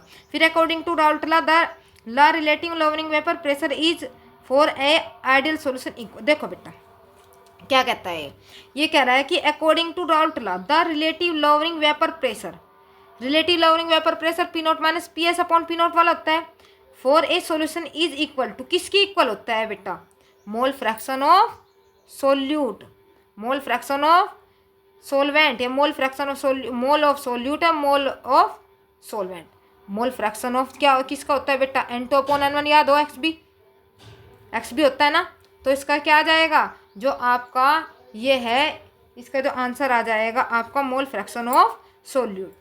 अब देखो नेक्स्ट है 50 क्वेश्चन वाला। देखो 50 क्वेश्चन में क्या होगा आपका, if 0.m solution of glucose है and 0.1 m solution of urea are place on two side of the semi permeable membrane, तो membrane equal height then the will be correct to. अब देखो बेटा इसमें ये कह रहा कि इक्वल करेक्ट बात क्या सही होगी, इसने कहा if 0.m solution of glucose का है 0.m सॉल्यूशन ऑफ यूरिया का है, are place in two side रख दिया, एक तरफ संपेमी, एक तरफ आपका किसका ग्लूकोज रख दिया, एक तरफ आपका किसका क्या रख दिया है यूरिया, तो मेम्ब्रेन इक्वल हाइट है, तो इट विल बी करेक्ट। तो उसके बारे में क्या कह रहा है, तो there are will be net movement across the member, glucose will be flow towards glucose solution, urea will flow towards glucose solution, water will flow urea solution. देखो बेटा there will be no net movement, across the movement ये आएगा। क्यों? क्योंकि दोनों की concentration क्या है, equal, C1 equal to C2 ना, तो जो क्योंकि कंसंट्रेशन में जब डिफरेंस होगा तभी उनके बीच में मोशन होगा। कंसंट्रेशन सेम है तो इसका मतलब आंसर फर्स्ट आ गया आपका। फिर है नेक्स्ट पे देखो क्या कह रहा है next. Which one of colligative property, बेटा कोलिगेटिव प्रॉपर्टी क्या होती है, जिसमें नंबर ऑफ मोल्स, ठीक है, कोलिगेटिव प्रॉपर्टी होती है जो नंबर ऑफ मोल्स से इंक्रीज हो। सोल्यूट के नंबर ऑफ मोल, सोलवेंट के नंबर जो मोल से इंक्रीज होती है वही क्या होती है, कोलिगेटिव प्रॉपर्टी होती है। जिस पर टेम्परेचर प्रेशर का इफेक्ट होता है वो कोलिगेटिव प्रॉपर्टी नहीं होती है। अब देखो कौन सी कोलिगेटिव प्रॉपर्टी है, कहा गया 51, ये which of one of colligative property, boiling point, vapour pressure, osmotic pressure या फ्रीजिंग पॉइंट। ये कह रहा है which one is colligative property, इनमें से एक कोलिगेटिव प्रॉपर्टी कौन सी है। अब देखो freezing point, vapour pressure, boiling point और ऑस्मेटिक प्रेशर। अब इसमें बेटा रिलेटिव लॉवरिंग वेपर प्रेशर, इसमें रिलेटिव था, डिप्रेशन था, ऑस्मेटिक प्रेशर था। इसका मतलब इसका आंसर क्या होगा, ना तो बॉइलिंग पॉइंट था, ना वेपर प्रेशर, ना फ्रीजिंग पॉइंट, ये क्या होगा, इसमें आएगा ऑस्मेटिक प्रेशर। फिर नेक्स्ट है blood cell retain their normal shape is solution which are isotonic. Isotonic में वे क्या रहेगी, नॉर्मल रहेगी। क्यों नॉर्मल इसलिए रहेगी बेटा क्योंकि उसकी कंसंट्रेशन बार भी इक्वल भी क्या रहेगी, सेम रहेगी। तो इसका मतलब जब अगर नॉर्मल है तो आइसोटोनिक सॉल्यूशन है, ठीक है। कंसंट्रेशन बार की भी इतनी है, अंदर की भी। फिर है 53 पे देखो बेटा क्या, the relative lowering vapour pressure of equal to the ratio between the number of solute of molecule the solvent molecule, solute molecule to total molecule in the solution. ये इसका आंसर क्या आ जाएगा, बी। फिर है नेक्स्ट देखो बेटा 54, the want of factor for a dilute aqueous solution for the strong electrolyte barium hydroxide. देखो बेटा आपको वांट ऑफ फैक्टर आई कैसे निकालते हैं हम, किसी भी इसमें आई कैसे निकालते हैं, number of ions. Barium hydroxide का है BaOH की होल ट्वाइस, BaOH की होल ट्वाइस, आयंस में तोड़ दो इसको, Ba प्लस और OH कितने हैं 2, OH नेगेटिव, कितने आंसर हो गए 2 इसके, एक इसका, तो 3। आई क्या आ गया आपका 3 आंसर आ गया। फिर है the boiling point of 0.2 mole Kg inverse solution X in water is greater than equimolar solution of Y in water, which one of the following statement are true. अब क्या कह रहा देखो, इसने कहा कि द बॉइलिंग पॉइंट ऑफ इतना था सॉल्यूशन X का इन वाटर ग्रेटर देन किससे, मोल्स तो है बेटा देखो सेम, जहाँ इक्विमोल आ जाए, इक्विमोल्स का मतलब मोल्स तो है सेम, ठीक है। और solution Y in water, which of the following statement true. देखो क्या रहेगा, X is under going dissociation in water, जो X है वो क्या होगा, वाटर के अंदर डिसोशिएट हो जाएगा, ठीक है बेटा, क्या हो जाएगा, डिसोशिएट हो जाएगा। क्योंकि मोलर तो क्या है सेम है, सिर्फ क्या डिफरेंस है, इसका क्या है boiling point of 0.2 mole Kg X, इसका कितना है 0.2, तो इसका मतलब ये क्या होगा, ये हो जाएगा आपका कौन, X is under going dissociation in water. फिर नेक्स्ट क्वेश्चन है आपका देखो बेटा 56, ऑफ द फॉलोइंग 0. ये आंसर है, ये क्वेश्चन है 0.10 M aqueous solution which one of exhibit the larger freezing point of depression. देखो लार्जर फ्रीजिंग पॉइंट जहाँ भी आ जाए, लार्जर फ्रीजिंग पॉइंट जिसके नंबर ऑफ आयंस ज़्यादा उसी का ही फ्रीजिंग पॉइंट क्या होगा, डिप्रेशन ज़्यादा होगा। तो 3 और 2 5, कितने आंसर में टूटेगा 5 में, कोई सा भी 5 में टूटेगा, इसका मतलब किसका ये L2 SO3 है, ठीक है। फिर है 17 पा जाओ, 57 पा जाओ, the want factor of I for the compound which undergo dissociation in one solvent and associated in other solvent is respectively. देखो बेटा इसमें क्या रहेगा, इसमें आपको पता होना चाहिए I किसके लिए ज़्यादा होता है और किसके लिए कम होता है। देखो greater than 1 and less than 1, जो I होता है कितनी वैल्यू होती है, देखो बेटा चाहे तो I बड़ा होगा 1 से, चाहे I छोटा होगा 1 से, ऐसे। तो कौन सा आंसर आ जाएगा आपका C, इसका आंसर क्या होगा बेटा आपका C। फिर आ जाओ अगला 58 पे देखो, the freezing point of depression constant for water इतना है, इफ